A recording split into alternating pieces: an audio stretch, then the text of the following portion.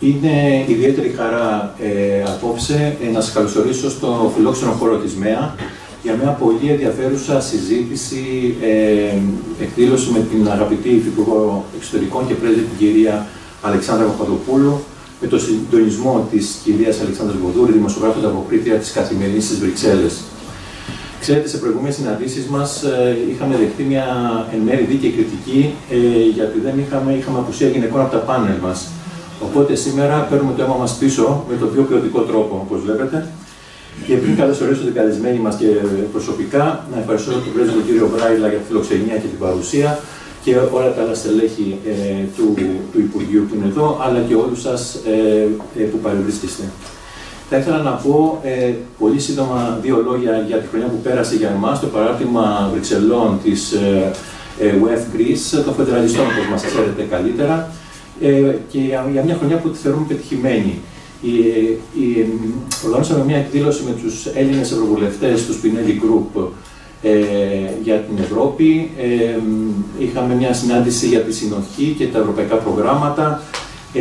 Ένα αφιέρωμα στο μεγάλο συνταγματολόγο, τον Δημήτρη Τσάτσο.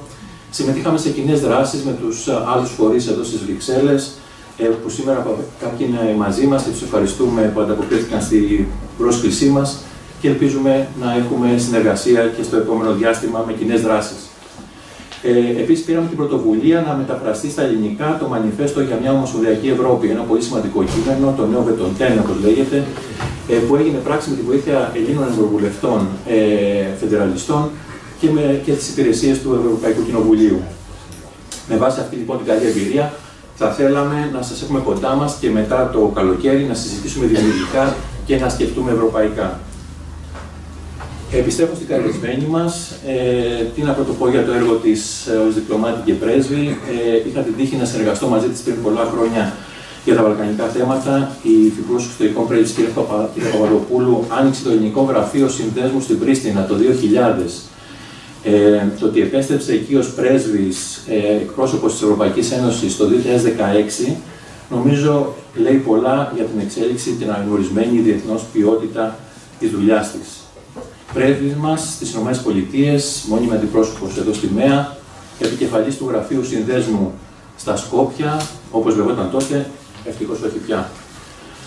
Αγαπητή Αλεξάνδρα, αξιότιμη κύριε Υφυπουργέ, σας καλωσορίζω και είναι τιμή μας που είστε σήμερα μαζί μας για αυτή την εκδήλωση. Το θέμα της συζήτησής μας απόψε είναι ο πολύ επίκαιρος διάλογος για τη διεύρυνση, για την ευάθυνση, για την δυνατότητα αλλαγής των συνθηκών και τη θέση της Ελλάδας σε αυτό το πολύ ιδιαίτερο και ενδιαφέρον διάλογο. Πιστεύω ότι ο τρόπος που η Ευρωπαϊκή Ένωση θα αντιμετωπίσει αυτές τις προκλήσεις στο άμεσο μέλλον θα καθορίσει και την ίδια τη φύση της. Η διεύρυνση αποτελεί αναντήρητα μια επιτυχία της Ευρωπαϊκής Ένωσης παρά τις όποιες αστοχίες αλλά και καθυστερήσεις και από τα υποψήφια κράτη που έφερε την πολύ διάσημη πια κόπωση της διεύρυνσης και στα κράτη-μέλη και στις υποένταξη χώρες. Το δίλημμα διεύρυνση ή ευάθυνση είναι παλιό. Σε αυτογραφία μου πριν πολλά χρόνια, δεκαετία του 90, ακόμα έλεγα ότι είναι πλαστό το δίλημμα και ακόμα το ίδιο πιστεύω. Η Ένωση δεν μπορεί να διευρύνεται χωρίς τις απαραίτητες δομικές αλλαγές εμβάθυνσης που θα της δίνει μεγαλύτερη ευελιξία στο μηχανισμό λήψης αποφάσεων, δυναμική και δύναμη διεθνή, ειδικά σήμερα που οι προκλήσεις είναι πάρα πολύ μεγάλες και στο εσωτερικό και στο διεθνές περιβάλλον, προκλήσεις που θα έλεγα ότι είναι κρίσιμες και ιστορικές. Εμείς ως φεδεραλιστές πιστεύουμε σε αυτές τις δομικές αλλαγές, στην αλλαγή των συνθηκών, για περισσότερη ευάθυνση, περισσότερη Ευρώπη, πιο ισχυρή, πιο δημοκρατική.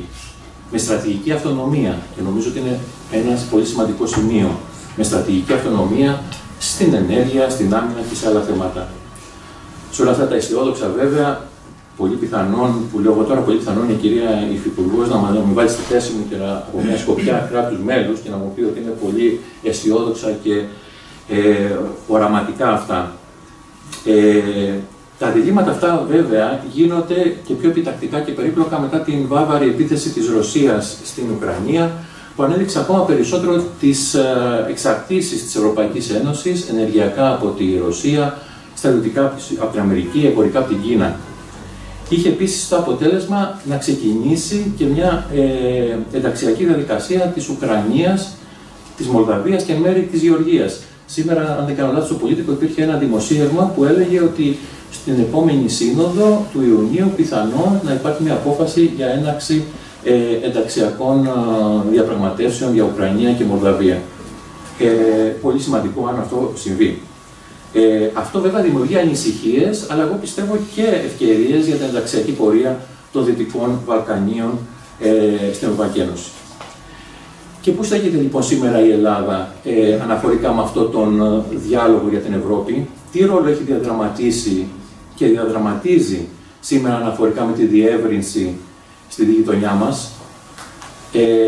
Τι μάθαμε από όλη αυτή την εμπειρία που είχαμε από την ατζέντα της Θεσσαλονίκης, και είναι σήμερα εδώ φίλοι που έχουμε δουλέψει μαζί είτε στο Υπουργείο Εξωτερικών είτε ακαδημαϊκά για αυτά τα θέματα. Τι έχουμε μάθει από τη στάση μας για την ενταξιακή πορεία της Βόρειας Μακεδονίας και της Αλβανίας, για τη θετικό μας ρόλο στην ένταξη της Βουλγαρίας και της Ρουμανίας. Τέλος, όλος αυτός ο διάλογος που συζητάμε για περισσότερη και ισχυρότερη Ευρώπη, ο διάλογος που γίνεται στην Ελλάδα επηρεάζει και επηρεάζεται από τις ελληνοτουρκικές σχέσεις. Βλέπετε δηλαδή τη στρατηγική αυτονομία της Ευρωπαϊκής Ένωσης, την άμυνα και την ενέργεια που αναφέραμε πριν. Πόσο σημαντικό είναι. Ζητώ συγγνώμη που καταχάστηκα λίγο περισσότερο το χρόνο σας, αλλά τόσο το θέμα όσο και η παρουσία της κυρίας Υπουργού είναι αυθόρμητα ένασμα για μια ποιοτική συζήτηση. Είμαι σίγουρος ότι θα επικεντρώσουμε στην ουσία της συζήτησης απόψε, με διάθεση να διαφωτιστούμε, να ανταλλάξουμε απόψεις και ίσως να έχουμε και κάποιες προτάσεις για αυτά τα σημαντικά θέματα που θα συζητήσουμε μαζί. Ευχαριστώ πολύ.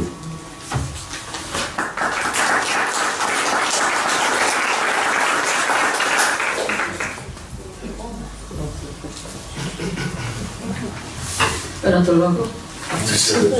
Ευχαριστώ πάρα πολύ, Νάβη. Ευχαριστώ πάρα πολύ που ήρθατε και είστε εδώ σήμερα. Πολλά πρόσωπα τα γνωρίζω ήδη, πολλά πρόσωπα είναι καινούργια και πολλά πρόσωπα είναι παλιά μένα, αλλά δεν τα αναγνωρίζω πάλι, όπως δεν με αναγνωρίζουν και αυτοί γιατί τα χρόνια πέρασαν. Εγώ είμαι πάρα πολύ τυχερή γιατί μπήκα στο Υπουργείο όταν η Ελλάδα μπήκε στην Ευρωπαϊκή Ένωση. Οπότε έχω ζήσει από μέσα όλες τις αλλαγές που ήρθαν στην ελληνική εξωτερική πολιτική. Και επειδή έζησα και την περίοδο που η χώρα ετοιμαζόταν να μπει στην Ευρωπαϊκή Ένωση, έζησα και όλες τις αλλαγές που η προενταξιακή και μετά η ένταξη έφεραν στην ελληνική κοινωνία. Και νομίζω ότι από όλα τα πράγματα για τα οποία μπορούμε να μιλήσουμε για τη διεύρυνση, η δύναμη της Ευρωπαϊκής Ένωσης να αλλάζει τις κοινωνίες τις οποίες εντάσσει είναι κάτι μοναδικό και ανεπανάληπτο. Η δική μου γενιά ήταν σαφέστατα προευρωπαϊκή στη συμμετοχή της υποψηφία. Είδαμε μια άλλη Ελλάδα να γεννιέται μπροστά στα μάτια μας και είμαστε πάρα πολύ περήφανοι γιατί ζήσαμε αυτή τη μεγάλη αλλαγή. Και ήταν και μια άλλη ένωση, ήταν ένας άλλος κόσμος. Ένα από τα πιο ενδιαφέροντα κομμάτια της σημερινής μου δουλειάς είναι ότι έχω την ευκαιρία να μιλήσω με ανθρώπους που εκπροσωπούν κράτη έξω από την Ευρωπαϊκή Ένωση. Να δω πώς αυτά τα κράτη μας βλέπουν, πώς μας αντιμετωπίζουν, τι περιμένουν από εμάς, σε τι τους έχουμε διαψεύσει και σε τι δεν τους έχουμε διαψεύσει. Δεν σημαίνει ότι έχουν πάντα δίκιο, αλλά για να βλέπεις την οπτική γωνία απ' έξω σε βοηθάει να δεις τα πράγματα διαφορετικά όταν είσαι μέσα. Η πορεία της, σήμερα ζούμε σε ένα πολύ διαφορετικό κόσμο από τις συνθήκες στις οποίες δημιουργήθηκε και εξελίχθηκε η Ευρωπαϊκή Ένωση. Και το γεγονός ότι η Ένωση εξακολουθεί να υπάρχει, να είναι ζωντανή, να είναι μέρος του παγκόσμιου γίγνεσθε, δείχνει την εσωτερική της δύναμη. Δεν είναι κάτι στατικό, είναι κάτι που αλλάζει, είναι κάτι που προσαρμόζεται και όλη η ευφυΐα μας ως Ευρωπαίων είναι η προσαρμογή αυτή όντως να είναι στα στάνταρ των καιρών, να μπορέσει να διαβάσει σωστά τις συνθήκες και να ανταποκριθεί με τον καλύτερο δυνατό τρόπο. Εάν δεν τις διαβάσει σωστά, εάν κάνει λάθος υπολογισμούς, αν αγνοήσει τα σημάδια των καιρών και ζήσει περιχαρακωμένη μέσα σε ένα γυάλινο πύργο, δεν θα έχει λαμπρό μέλλον. Όλοι όμως εμείς θέλουμε να έχει λαμπρό μέλλον. Άρα τα κράτη-μέλη έχουν όχι μόνο την ευκαιρία να κρίνουν, αλλά έχουν την υποχρέωση να οδηγήσουν την Ένωση εκεί που πρέπει. Έτσι, η τελευταία ανάλυση είναι η δική μας Ένωση. Με ρώτησες πώς αισθάνομαι. Εμείς, η δική μου γενιά, το πήγε στο Υπουργείο, αισθανόμαστε το ίδιο. Η Ελλάδα είναι χώρα της Ευρωπαϊκής Ένωσης, είναι μια χώρα που ανήκει στο ΝΑΤΟ, ανήκει στη Δυτική Συνοχή, έχει συγκεκριμένη δεσμίδα ιδεών, έχει συγκεκριμένη δεσμίδα αξιών και πάνω σε αυτή πορεύεται με τα πάνω του και τα κάτω του. Όμως το πρόβλημα δεν είναι εκεί, δεν είναι πώς βλέπουμε εμείς την Ένωση, δεν είναι καν πώς η Ελλάδα βλέπει τον εαυτό της μέσα στην Ένωση. Είναι πώς μπορεί η Ένωση και η Ελλάδα μέσα από αυτή να αποκτήσει τις δυνατότητες να αντιμετωπίσει τον κόσμο. Ο κόσμος αλλάζει με γεωμετρική ταχύτητα, ένα σύλλογο από τι γίνεται έξω και δυστυχώς δεν αρέσουμε τόσο πολύ όσο νομίζουμε ότι αρέσουμε. Θεωρούμε ότι, κατά τη γνώμη μου δικαίως, ότι έχουμε το σύστημα αξιών το οποίο είναι το καλύτερο, το οποίο δίνει στους ανθρώπους, στο κάθε άτομο τη δυνατότητα να αναπτυχθεί στο μέγιστο των δυνατοτήτων του, να έχει ένα καλύτερο μέλλον, μια ελεύθερη κοινωνία, κράτος δικαίου, οικονομία ελεύθερη, δημοσιογραφία ελεύθερη, ΜΜΕ ελεύθερα και είμαστε πολύ περήφανοι για αυτό που έχουμε δημιουργήσει και κατά τη γνώμη μου δικαίως. Δεν είναι όμως αυτή η αντίληψη που υπάρχουν στον κόσμο. Υπάρχουν κράτη έξω από εμάς, ένα μεγάλο κομμάτι. Δεν αναφέρομαι σε κακόβουλους δρόντες ή χώρες σαν τη Ρωσία ή την Κίνα. Υπάρχει ο Παγκόσμιος Νότος, που είναι μια ατέλειωτη δεξαμενή κρατών, με τους οποίους έχουμε σχέσεις και θέλουμε να έχουμε σχέσεις, που έχουν πάρα πολλές αμφιβολίες για τις προθέσεις της Ένωσης.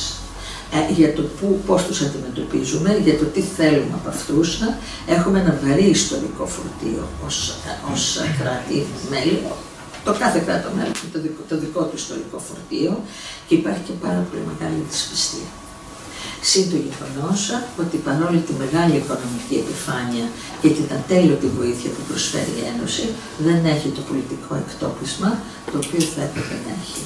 Όταν πάτε σε τρίτες χώρες, η ερώτηση είναι Κίνα, Ηνωμένες Πολιτείες. Η Ευρωπαϊκή Ένωση, ναι, ωραία, την αγαπάμε, ενδιαφέρουσα, ας δώσει χρήματα και μέχρι εκεί. Αυτές είναι μερικές σκληρές αλήθειες που πρέπει να αντιμετωπίσουμε, γιατί όπως είπα δεν μπορούμε να ζούμε μέσα σε ένα γυάλινο περίοδο. Γυρνώντας πίσω στη διεύρυνση. Η διεύρυνση ήταν το πιο επιτυχημένο πείραμα της Ευρωπαϊκής Ένωσης. Εξακολουθεί να είναι πολύ επιτυχημένο. Μέχρι ένα συγκεκριμένο σημείο πήγαινε κανονικά, από ένα σημείο και μετά κάπου βυθίστηκε στη κόπωση την υγρασιακή και στο γεγονός ότι τα κράτη που είναι στη σειρά να γίνουν μέλη της Ένωσης και η Ευρωπαϊκή Ένωση ήμασταν στα δύο τρένα που δεν συναντηθήκαμε στον ίδιο σταθμό. Όταν εμείς ήμασταν έτοιμοι, δεν ήταν αυτοί έτοιμοι και όταν αυτοί κατάλαβαν ότι πρέπει να ετοιμαστούν, δεν είμαστε εμείς έτοιμοι. Όμως οι συνθήκες είναι τέτοιες αυτή τη στιγμή που πρέπει τα τρένα να συναντηθούν στον ίδιο σταθμό. Και τώρα πια δεν είναι μόνο το τρένο των Δυτικών Βαλκανίων που είναι εξαιρετικά σημαντικό και με το οποίο υπήρχε μέχρι στιγμής αυτή η έλλειψη συντονισμού, αλλά τώρα πλέον έχει προσθεθεί και η Ουκρανία, η Μολδαβία, η Ανατολική Γειτονία, η οποία είναι ένα άλλο κεφάλαιο, μεγάλο, σημαντικό, με πολύ μεγάλες προεκτάσεις και γεωπολιτικές προεκτάσεις, βέβαια και τα Δυτικά Βαλκάνια έχουν γεωπολιτικές προεκτάσεις. Και είναι πάρα πολύ σημαντικό για την Ελλάδα η διεύρυνση προς τα Ανατολικά γίνει σε βάρος της διεύρυνσης προς τα Δυτικά Βαλκάνια. Είναι κάτι το οποίο το λέμε παντού. Η Ελλάδα στήριξε την ευρωπαϊκή προοπτική της Ουκρανίας και της Μολδαβίας και της Γεωργίας, το συνεχίζει να τη στηρίζει, αλλά δεν πρόκειται να δεχτούμε double standards. Ότι αυτό που στο ναι να μπορούμε να το παραβλέψουμε για πολιτικούς λόγους, δεν το παραβλέψουμε στον άλλον. Για μας είναι εξίσου σημαντικό τα Δυτικά Βαλκάνια να πάρουν το δρόμο τους. Δεν μπορούμε να έχουμε μια μαύρη τρύπα στην καρδιά της Ευρώπης. Κάθε χώρα με βάση τις δικές της επιδόσεις, αλλά δεν είναι δυνατόν οι γεωπολιτικοί παράγοντες να ερμηνεύονται κατά το δοκούν. Αυτά θέλω να πω σαν εισαγωγή, διότι μπορούμε να μιλάμε τέλειωτα για το σημερινό κόσμο. Αλλά είναι καλύτερα να το βάλουμε σε πλαίσιο ερωτήσεων-απαντήσεων. Μήπως θα μπορούσα να έχω ένα μικρόφωνο που θα χρησιμοποιηθεί μετά για το κοινό για να έχει η κυρία Υπουργός σταθερό.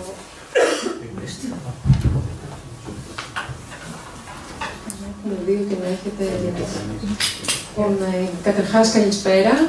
Θα ήθελα να ευχαριστήσω και εγώ την Ελληνική Ένωση για την Ομοσπονδία της Ευρώπης και τη μόνιμη αντιπροσωπεία της Ελλάδας στην Ευρωπαϊκή Ένωση για την τιμή. Είναι πραγματική τιμή να συνομιλήσω με την Υφυπουργό Εξωτερικών, κ. Αλεξάνδρα Παπαδοπούλου, για ένα θέμα εξαιρετικά επίκαιρο που θα απασχολήσει την Ευρώπη και πρέπει να την απασχολήσει πολύ έντονα αμέσως μετά τις ευρωεκλογές. Κάνατε την καλύτερη εισαγωγή, καλύτερη από εκείνη που είχα προετοιμάσει. Δεν θα μιλήσουμε για το παρελθόν, γιατί είχα σκοπό να ξεκινήσω.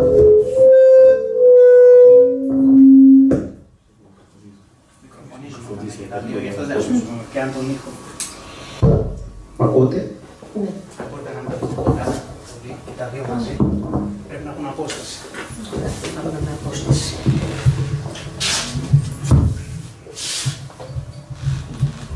Είχα σκοπό να ξεκινήσουμε από το παρελθόν, γιατί συμπληρώθηκαν 20 χρόνια από την λεγόμενη έκρηξη της διεύρυνσης στην Ευρωπαϊκή Ένωση.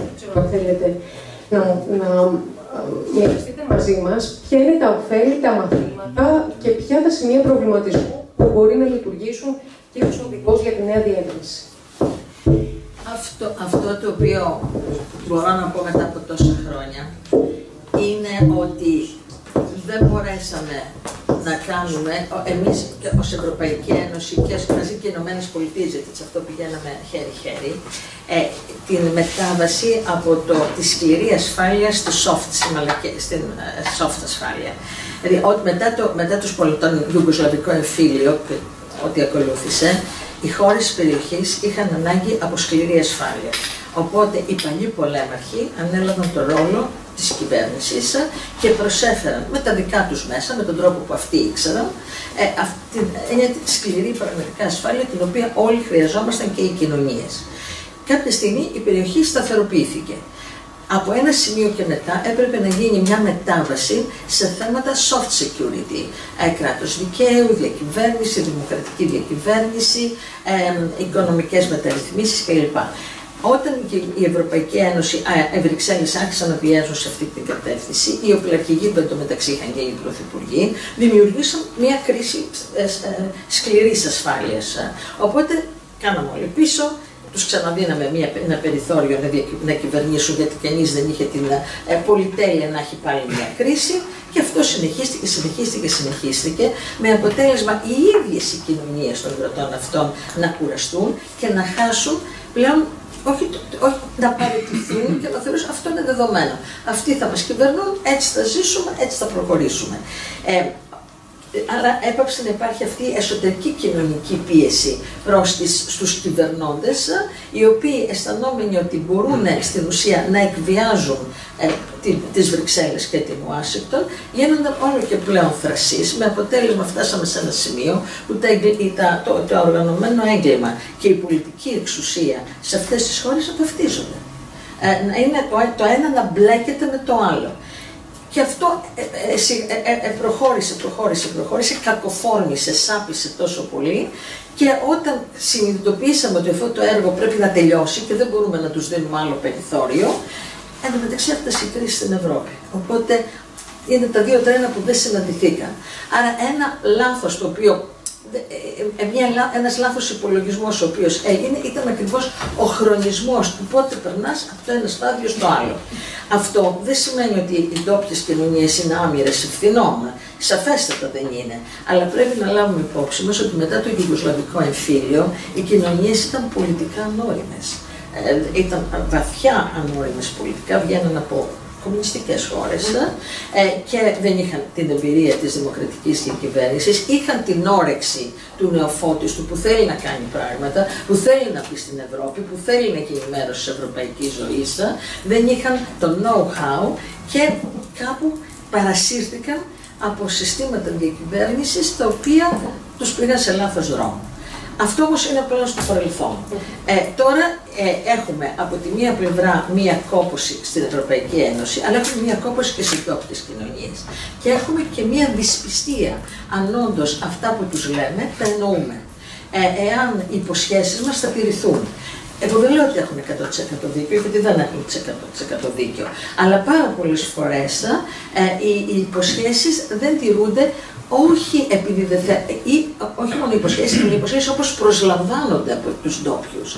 Διότι μερικές φορές όταν χρησιμοποίησα τη γλώσσα των Βρυξελών, αυτό δεν εισπράτεται ακριβώς έτσι τις τοπικές κοινωνίες. Πολλές φορές αθέλητα και πολλές φορές ηθελημένα γίνεται αυτή η παρεξήγηση. Αλλά το αποτέλεσμα είναι το ίδιο. Δημιουργούνται προσδοκίες ψεύτικες ή προσδοκίες που δεν μπορούν να εκπληρωθούν εκ των πραγμάτων και είναι λίγο ένας φαύλος κύκλος. Μετά ένα άλλο πράγμα το οποίο είδα στην πράξη και για μένα η πιο συγκλονιστική εμπειρία στη διεύρυνση ήταν τα 3 χρόνια ως επικεφαλής της Γιούλεξ. Εκεί είδα πραγματικά το πρόβλημα όπως είναι. Και θα φέρω παράδειγμα το Κόσοβο. Το Κόσοβο με την Ευρωπαϊκή Ένωση να επιμένει έχει υιοθετήσει ίσως την πιο προηγμένη νομοθεσία για καταπολέμηση της διαφθοράς. Ίσως καλύτερη και από τη γερμανική. Δεν είναι δυνατόν να εφαρμοστεί. Δεν έχουν τους δικαστές που να την εφαρμόσουν, δεν έχουν τους ανθρώπους που να την εφαρμόσουν, δεν έχουν το περιθώριο να την εφαρμόσουν. Πάρα πολλές φορές προσπαθήσαμε αυτές τις κοινωνίες να τις πάμε από τον νηπιαγωγείο στο μεταπτυχιακό. Και ναι μεν επειδή οι άνθρωποι αυτοί φτωχοί είναι, ότι δεν είναι πάρα πολύ έξυπνοι, βλέποντας ότι για να παίξει το παιχνίδι κάνει stick the box, υιοθετούν ό,τι υιοθετούν, αλλά ξέρουν και ήδη εκ των προτέρων δεν θα το εφαρμόσουν. Άρα γίνεται ένας ατέλειωτος φαύλος κύκλος που εμείς προσποιούμαστε ότι το κάνουν, αυτοί προσποιούνται ότι το κάνουν, όλοι ξέρουμε ότι δεν λειτουργεί το σύστημα, αλλά μέσα στο πλαίσιο ότι δεν μπορούμε να έχουμε μια άλλη κρίση στην περιοχή μας, αυτό διαιωνίζεται. Τι πρέπει να γίνει, αυτό δεν είναι τόσο εύκολο να το απαντήσεις, γιατί έχει κοινωνίες εθισμένες πια σε αυτόν τον τρόπο λειτουργίας. Φαίνεται και τις πρόσφατες εκλογές. Και φαίνεται, είναι πλέον εθισμένες. Αλλά είναι πολύ σημαντικό, για μένα το πρώτο πράγμα που πρέπει να γίνει είναι αφενός ελπίδα, ότι όλα αυτά που τους λέμε δεν είναι απευτερόιδα, ότι κάποια στιγμή θα γίνουν. Δεύτερον, μια συνέχεια σε αυτά που λέμε. Δεν γίνεται να είναι όταν κάποιος λέει αυτά που λέμε εμείς να είναι καλός και την άλλη μέρα που λέει κάτι διαφορετικό να είναι κακός. Δηλαδή ή είναι διεφθαρμένος ή δεν είναι διεφθαρμένος. Και εδώ θα πάω σε ένα θέμα που αφορά όλους μας και όταν ήταν να ακυρωθεί η Συμφωνία των Πρεσπών στη Βόρεια Μακεδονία, βγήκαν από τη φυλακή 4 υπουργοί που ήταν βουλευτές που ήταν καταδικασμένοι για διαφθορά και πήραν άφηση αμαρτίου για να ψηφίσουν τη Συμφωνία των Πρεσπών. Αυτό πολιτικά είχε νόημα, αλλά πρακτικά άφησε πίσω μία. Άμα μπορέσει και κάνεις αυτά που θέλουν οι ξένοι, οι ξένοι σε αυτούς είναι ευρωπαϊκοί, δεν ξένες και Washington, εντάξει, όλα μπορείς να τα κάνεις. Δηλαδή θέλει μία συνέχεια, μία σταθερότητα και να τραβήξει κάποιος μια γραμμή. Ταυτόχρονα το να δώσεις ελπίδες ότι πραγματικά κάποιος θα πει, δεν γίνεται να μην μπαίνει κανένας ποτέ. 20 χρόνια συζητάμε τα ίδια και τα ίδια και δεν είναι δυνατόν κάτι, επειδή στα 27 χρόνια αλλάζουν εκεί οι συνθήκες, αλλάζει η Ευρωπαϊκή Ένωση. Άλλο πριν 20 χρόνια σε τι έπρεπε να προσαρμοστεί και άλλο τι πρέπει να προσαρμοστεί σήμερα. Εμείς το βλέπουμε αυτό σαν κάτι φυσιολογικό, γιατί το κάνουμε και εμείς σαν κράτη-μέλη. Απ' την άλλη πλευρά όμως αυτοί δεν το βλέπουν σαν κάτι φυσιολογικό. Θεωρούν ότι απλώς μετακινούμε τα δίχτυα λίγο πιο πέρα και λίγο πιο πέρα και δεν θα φτάσουν ποτέ. Δηλαδή υπάρχει μία αίσθηση σε αυτούς τους ανθρώπους ότι δεν θα φτάσουν ποτέ να εκπληρώσουν τις προϋποθέσεις, ό,τι και να κάνουν, διότι δεν είναι πολιτική απόφαση της Ευρωπαϊκής Ένωσης να τους δεχτεί. Να τους κρατάει σε μια κατάσταση υπό έλεγχο. Εγώ δεν λέω ότι έχουν δίκιο, το επαναλαμβάνω πολλές φορές, αλλά για να μπορέσεις να φέρεις ένα αποτέλεσμα πρέπει να καταλάβεις πώς αυτοί νιώθουν, πώς αυτοί το εισπράττουν και πώς αυτοί το μεταφράζουν. Διότι αυτοί θα πρέπει να αντιδράσουν και να κάνουν το μάθημα. Είναι σαν ένα δάσκαλο. Αν ο δάσκαλος δεν το μεταδώσει, ό,τι και να κάνει ο μαθητής, στο τέλος θα παραιτηθεί. Αποτυπώνεται και σε πολλές δημοσκοπήσεις που μετρούν την κοινή γνώμη πολιτών των κρατώμενων των Δυτικών Βαλκανίων, είναι αυτό που λέτε. Έχει χάσει η Ευρωπαϊκή Ένωση την αξιοπιστία τους, στρέφονται σε τρίτες δυνάμεις και θαυμάζουν αυταρχικούς ηγέτες. Συνήθισαν τους αυταρχικούς ηγέτες μετά από τόσα χρόνια. Αναφέρατε κι εσείς και αναφέρατε και ο κ. Κοντονής, ειδικά μετά την εισβολή της Ρωσίας στην Ουκρανία, η διαδικασία της διεύρυνσης έχει πάρει μια νέα δυναμική. Και μάλιστα η Κομισιόν, αναφέρεται σωστά το δημοσίευμα στο Πολίτικο, θέλει να ξεκινήσει άμεσα και να επιταχυνθεί η διαδικασία και με την Ουκρανία και με τη Μολδαβία. Το ερώτημα είναι ποιοι είναι οι ενδυνάμοι κίνδυνοι από αυτή την επιτάχυνση και αν πρέπει να μπει και ένα χρονοδιάγραμμα, όπως επιμένει ο πρόεδρος του Ευρωπαϊκού Συμβουλίου, ο Σαρλς Μισελ. Το χρονοδιάγραμμα μπορεί να πει, το θέμα είναι αν θα εφαρμοστεί. Είναι δύο διαφορετικά πράγματα. Για μένα, αυτά όμως είναι προσωπική μου άποψη. Αυτή δεν είναι θέση της Ελλάδος, γιατί είναι δική μου εμπειρία. Το να βάλεις χρονοδιάγραμμα είναι εύκολο. Όμως δίνει μεγαλύτερη ελπίδα το να προωθήσεις και να δώσεις αυτά αποτελέσματα, ας πούμε το Μαυροβούνιο. Το Μαυροβούνιο είναι πιο προωθημένο από όλες τις άλλες χώρες. 600.000 άνθρωποι είναι, δεν είναι πια ότι θα έρθει κάποια τεράστια σεισμική αλλαγή, ξέρω εγώ, σε όλα αυτά. Εάν λοιπόν μπορέσεις να προωθήσεις λίγο το Μαυροβούνιο, να πλησιάσει το στόχο της ένταξης, είναι πολύ μεγαλύτερο δείγμα ελπίδας από το να πεις το 2027, παραδείγματος χάρη. Θυμάμαι ήμουν στο Κόσοβο όταν γινόταν όλη η προσπάθεια για να δεχθεί την οριοθέτηση στο σύνορο Μαυροβούνιο-Κόσοβο τότε, ήταν ότι για να έχετε απελευθέρωση θεωρήσεων πρέπει να το δεχτείτε. Με το οποίο ένα κομμάτι του Κωσόβου, πολύ μικρό βέβαια, αλλά για αυτούς συμβολικό, περνούσε στο Μαυροβούνιο. Χαμός, τελικά το υιοθέτησαν, 5 χρόνια πέρασαν από τότε. Το άμεσο πήρε 5 χρόνια. Πρέπει να είναι απτά, όχι ημερομηνία, ωραία, καλό, αλλά πολύ περισσότερο θα ακούσουν και θα δεχτούν και θα βασιστούν στο αν κλείσουν κεφάλαια του Μαυροβουνίου και δουν ότι κάτι περπατάει. Και λέω το Μαυροβούνιο γιατί είναι το πιο προωθημένο. Τώρα, ένας φόβος που υπάρχει στα Δυτικά Βαλκάνια είναι το γεωπολιτικό αποτύπωμα της Ουκρανίας.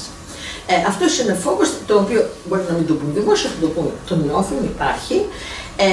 Εμείς ως Ελλάδα φυσικά στηρίζουμε την ευρωπαϊκή προοπτική της Ουκρανίας, δεν υπάρχει καμία αμφιβολία γι' αυτό. Και θεωρούμε ότι όντως η Ουκρανία πρέπει να βοηθηθεί. Η Ουκρανία έχει δεχτεί μια επίθεση, έχει ένα πόλεμο τον οποίο πραγματικά με ηρωισμό διεξάγει και πρέπει να έχει μια προοπτική ο ουκρανικός λαός για το μέλλον. Τούτων λεχθέντων έχουμε μια χώρα 80 εκατομμυρίων ανθρώπων, η οποία πρέπει να κάνει τις αναγκαίες προσαρμογές, πρώτα απ' όλα για το καλό της ίδιας της Ουκρανίας. Πέρα από το τι σημαίνει το να μπει μια χώρα 80 εκατομμυρίων που δεν είναι έτοιμη στην Ευρωπαϊκή Ένωση, μια χώρα 80 εκατομμυρίων που είναι έτοιμη είναι πραγματικά πλούτος για την Ευρωπαϊκή Ένωση. Μια χώρα 80 εκατομμυρίων που είναι ανέτοιμη είναι θέμα. Αλλά για την ίδια την Ουκρανία, για να μπορέσει να διαχειριστεί αυτά που έρχονται με την ένταξή της κάποια στιγμή, είναι πάρα πολύ σημαντικό να προχωρήσει τις μεταρρυθμίσεις. Και εδώ πρέπει να καταλάβουμε ότι οι μεταρρυθμίσεις αυτές είναι δύσκολες σε οποιαδήποτε χώρα, πολύ περισσότερο σε μια χώρα που είναι σε διάρκεια πολέμου. Είναι προφανής η δυσκολία. Για τη Μολδαβία είναι λίγο πιο εύκολο, διότι η Μολδαβία είναι μικρότερη χώρα, δεν είναι σε πόλεμο, άρα πρέπει να είσαι απαιτητικός, γιατί πρέπει να προσαρμοστεί. Όλο αυτό είναι μια ισορροπία, όπως όλα τα πράγματα και στη ζωή και στην πολιτική. Είναι και τούτο πει και εκείνο μια φιένε. Δηλαδή, ναι μεν, όλοι πρέπει να βοηθήσουμε στην προσπάθεια των Ουκρανών και στη Μολδαβία και αργότερα στη Γεωργία, αλλά δεν σημαίνει ότι πρέπει να ξεχάσουμε ότι υπάρχει ένα κομμάτι στα Βαλκάνια, που είναι καρδιά της Ευρώπης και στο οποίο έχεις και ρωσική επιρροή και κινεζική επιρροή και έχεις ακόμα περισσότερο πρόβλημα ισλαμικού φανταμεταλισμού. Το οποίο δεν το λέμε πάρα πολύ, αλλά υπάρχει. Και το οποίο υπάρχει, ας σκεφτούμε ότι αυτές οι περιοχές βγήκαν από τη Ιουγκοσλαβία, άρα ήταν αθέες. Δεν ήταν, ξαφνικά το να έχεις θέμα ισλαμικού φανταμεταλισμού είναι περισσότερο θέμα κοινωνικό και οικονομικό και λιγότερο θρησκευτικό. Αλλά μετά από έναν αριθμό χρόνων καταλήγει να είναι και θρησκευτικό. Τα Βαλκάνια έχουν περάσει πάρα πολλά στην ιστορία τους. Ο θρησκευτικός φανατισμός δεν είναι ένα κομμάτι από αυτό. Ελπίζω να μην γίνει τώρα. Και είναι στο χέρι μας και πρέπει να το έχουμε στο μυαλό μας ότι αυτές οι χώρες πρέπει να έχουν μια ελπίδα, διότι έχουν μια νεολαία. Φεύγει διαρκώς και αν ταξιδέψετε από την Πρίστινα στη Θεσσαλονίκη, εγώ αυτόν τον δρόμο τον κάνω 25 χρόνια, κάθε φορά πλέον είναι όλο και λιγότερα φώτα στον δρόμο. Δηλαδή σε λίγο, αν συνεχίσει με αυτό το ρυθμό, θα έχουμε Πρίστινα Τέτοβο, Σκόπια, Θεσσαλονίκη. Κανένα χωριό. Παίρνουν ζωή το καλοκαίρι που έρχονται οι μετανάστες, αλλά ποιο είναι το μέλλον των Βαλκανίων, μια ερειπωμένα Βαλκάνια. Βέβαια, ανάλογο πρόβλημα ίσως έχει κάποια στιγμή και η Ουκρανία με τον πόλεμο, αλλά εκεί υπάρχει ένας πόλεμος, εδώ δεν υπάρχει. Να πάτε συνέχεια στην περιοχή που αγαπάτε, υπηρετήσατε και αγαπώ και εγώ. Και ξέρω. Να πάμε να επιμείνω λίγο στην Ουκρανία, γιατί είναι μια χώρα που, όπως είπατε, είναι σε πόλεμο. Έχει ξεκινήσει σύντομα τις ενταξιακές της διαπραγματεύσεις, όμως ποια είναι τα προβλήματα που θα βρούμε μπροστά, ακόμα και για το κομμάτι των διαπραγματεύσεων, αλλά και της ένταξής της. Η ευκταία περίπτωση είναι να κερδίσει και να κρατήσει, για παράδειγμα, όλα τις τα εδάφη. Μπορεί όμως κάποια εδάφη να χαθούν και να δημιουργηθεί, για παράδειγμα, ένα προηγούμενο της Κύπρου. Είναι μια τεράστια χώρα και θα πρέπει να αλλάξουν πολλά σε ό,τι αφορά την κοινή αγροτική πολιτική, θα υπάρξουν αλλαγές για τα ταμεία συνοχής και υπάρχει και ένα κόστος, για το οποίο η Ευρώπη ακόμα φοβάται να μιλήσει. Πώς μπορούν να αντιμετωπιστούν όλα αυτά και πώς μπορεί να ανοίξει και μια τέτοια συζήτηση παράλληλα με τα ωφέλη που φέρνει μια διεύρυνση μια μεγάλη χώρα που θα μπει στην Ευρωπαϊκή Ένωση. Και θα είναι σίγουρα και αρκετά επωφελές, φαντάζομαι. Το τι θα συμβεί με την Ουκρανία θα καθορίσει το μέλλον της ευρωπαϊκής πολιτικής για τα επόμενα 60, 70 και 100 χρόνια. Καταλαβαίνετε, για μια χώρα όπως η Ελλάδα, που έχει το θέμα της Κύπρου, που είναι θέμα κατοχής, εισβολής, δεν μπορεί ποτέ η Ελλάδα να σηκωθεί να πει ωραία, έχασες, εμείς θα επικυρώσουμε τα αποτελέσματα μιας εισβολής και κατοχής εδάφους. Αυτό είναι προφανές ότι δεν πρόκειται ποτέ να το πει η Ελλάδα αυτό το πράγμα. Τώρα, το πώς θα καταλήξει όλο αυτό, αυτό θα το δείξει η ιστορία, δεν μπορεί κανείς. Αλλά όσον αφορά τη χώρα μας, θα στηρίξει την Ουκρανία, όπως είναι η κλασική φράση, as long as it takes. Και σε αυτό δεν είμαστε εμείς που θα κάνουμε πίσω, εκεί θα μείνουμε και εκεί θα μείνουμε.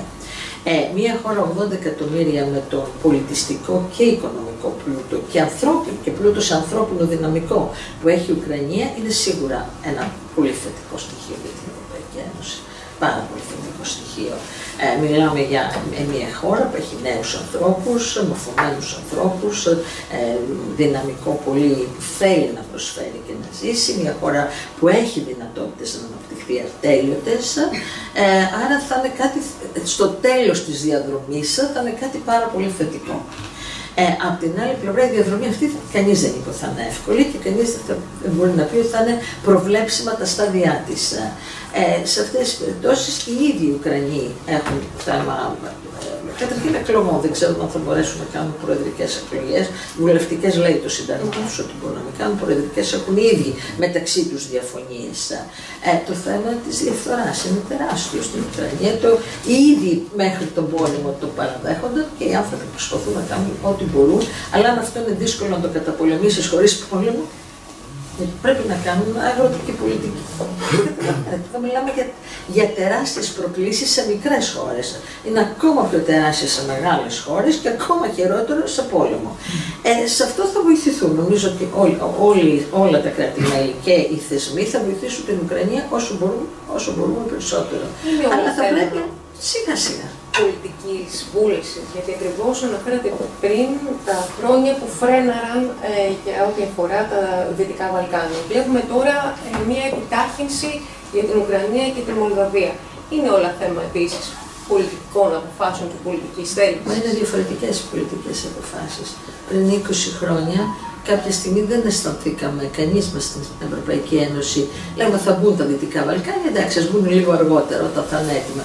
Δεν είχε αυτή την όθηση του πολέμου, το πρόβλημα που έχει η εισβολή σε μια χώρα ενός γείτονα που είναι υπέρτερο σε δυνάμεις.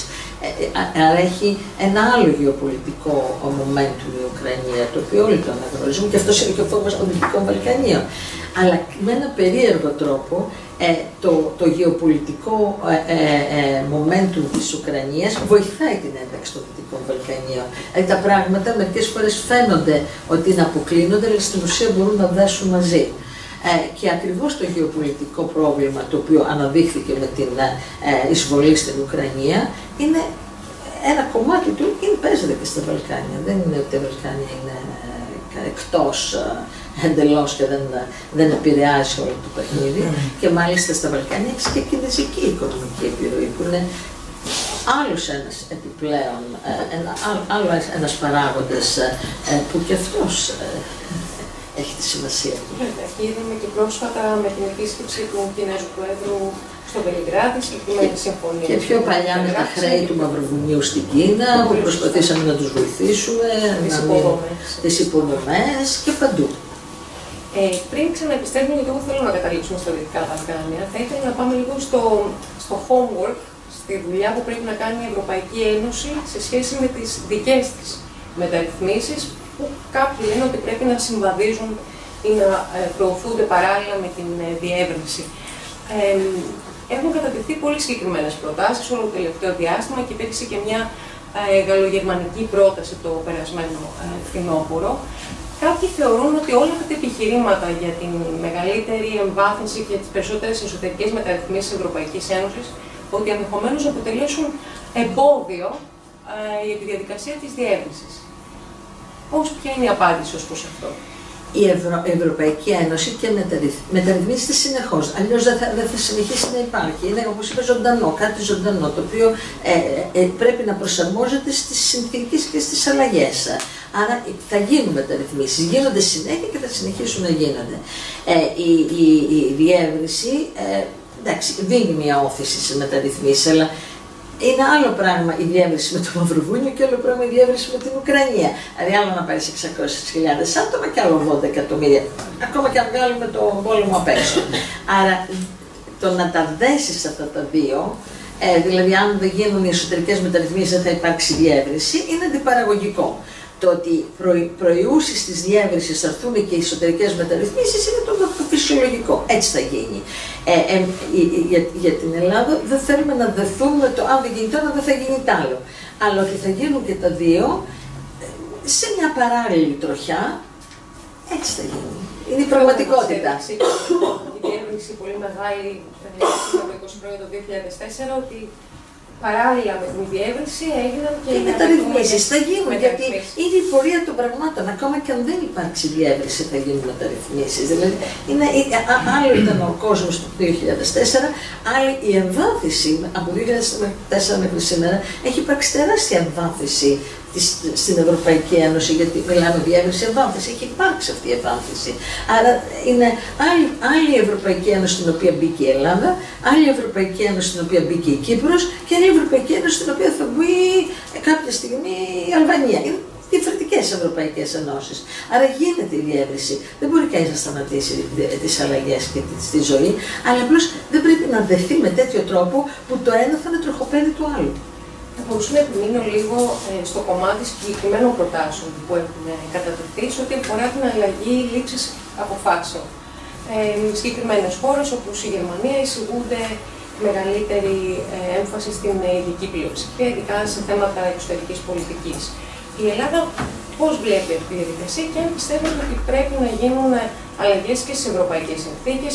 Η πρόεδρος της Κομισιόν στην ομιλία της στην Ένωση το περασμένο Σεπτέμβριο είπε ότι είναι ανοιχτή, αλλά η ζωή τα φέρνει έτσι ώστε αν ανοίξει και αυτό το θέμα να οδηγηθούμε πάλι σε ένα φαύλο κύκλο. Ποια είναι η θέση της Ελλάδας απέναντι σε αυτές τις προτάσεις? Οι αλλαγές στις ευρωπαϊκές συνθήκες είναι πολύ δύσκολο εγχείρημα να επιτευχθεί, ιδίως αν τα αποτελέσματα των ευρωεκλογών είναι όπως λένε οι δημοσκοπήσεις. Θα είναι τουλάχιστον στα προσεχή 5-7 χρόνια θα είναι λίγο εκτός πραγματικών δυνατοτήτων. Αυτό δεν σημαίνει ότι δεν πρέπει να γίνουν αλλαγές, είναι ανάγκη να είναι αλλαγή των συνθηκών. Μπορεί να είναι πιο σταδιακές. Γενικά, οι πιο σταδιακές αλλαγές απορροφώνται πιο εύκολα, γίνονται πιο εύκολα και ομαλά κτήμα των κρατών μελών και όλη η διαδικασία δεν χρειάζεται να είναι από το άσπρο στο μαύρο, υπάρχουν πολλές αποχρώσεις του γκρίζου. Ακόμα και το θέμα της ειδικής πλειοψηφίας, πάρα πολλά έχουν αλλάξει. Στην αρχή ήταν όλο ομοφωνία, τώρα δεν έχουν αλλάξει. Ένα στοιχείο το οποίο λειτουργεί πάρα πολύ και στηρίζει όλους αυτούς που θέλουν να προωθήσουν την ειδική πλειοψηφία σε όλα τα θέματα είναι η στάση της Ουγγαρίας.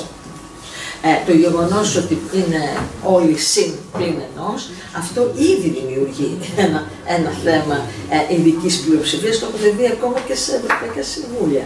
Και στο κομμάτι της διεύρυνσης. Και στο κομμάτι της διεύρυνσης και στο κομμάτι οι μεσανατολικές αποφάσεις είναι κλασικό. Είναι και κάτι ουσιαστικά είναι ακριβώς ενωσιακή πολιτική.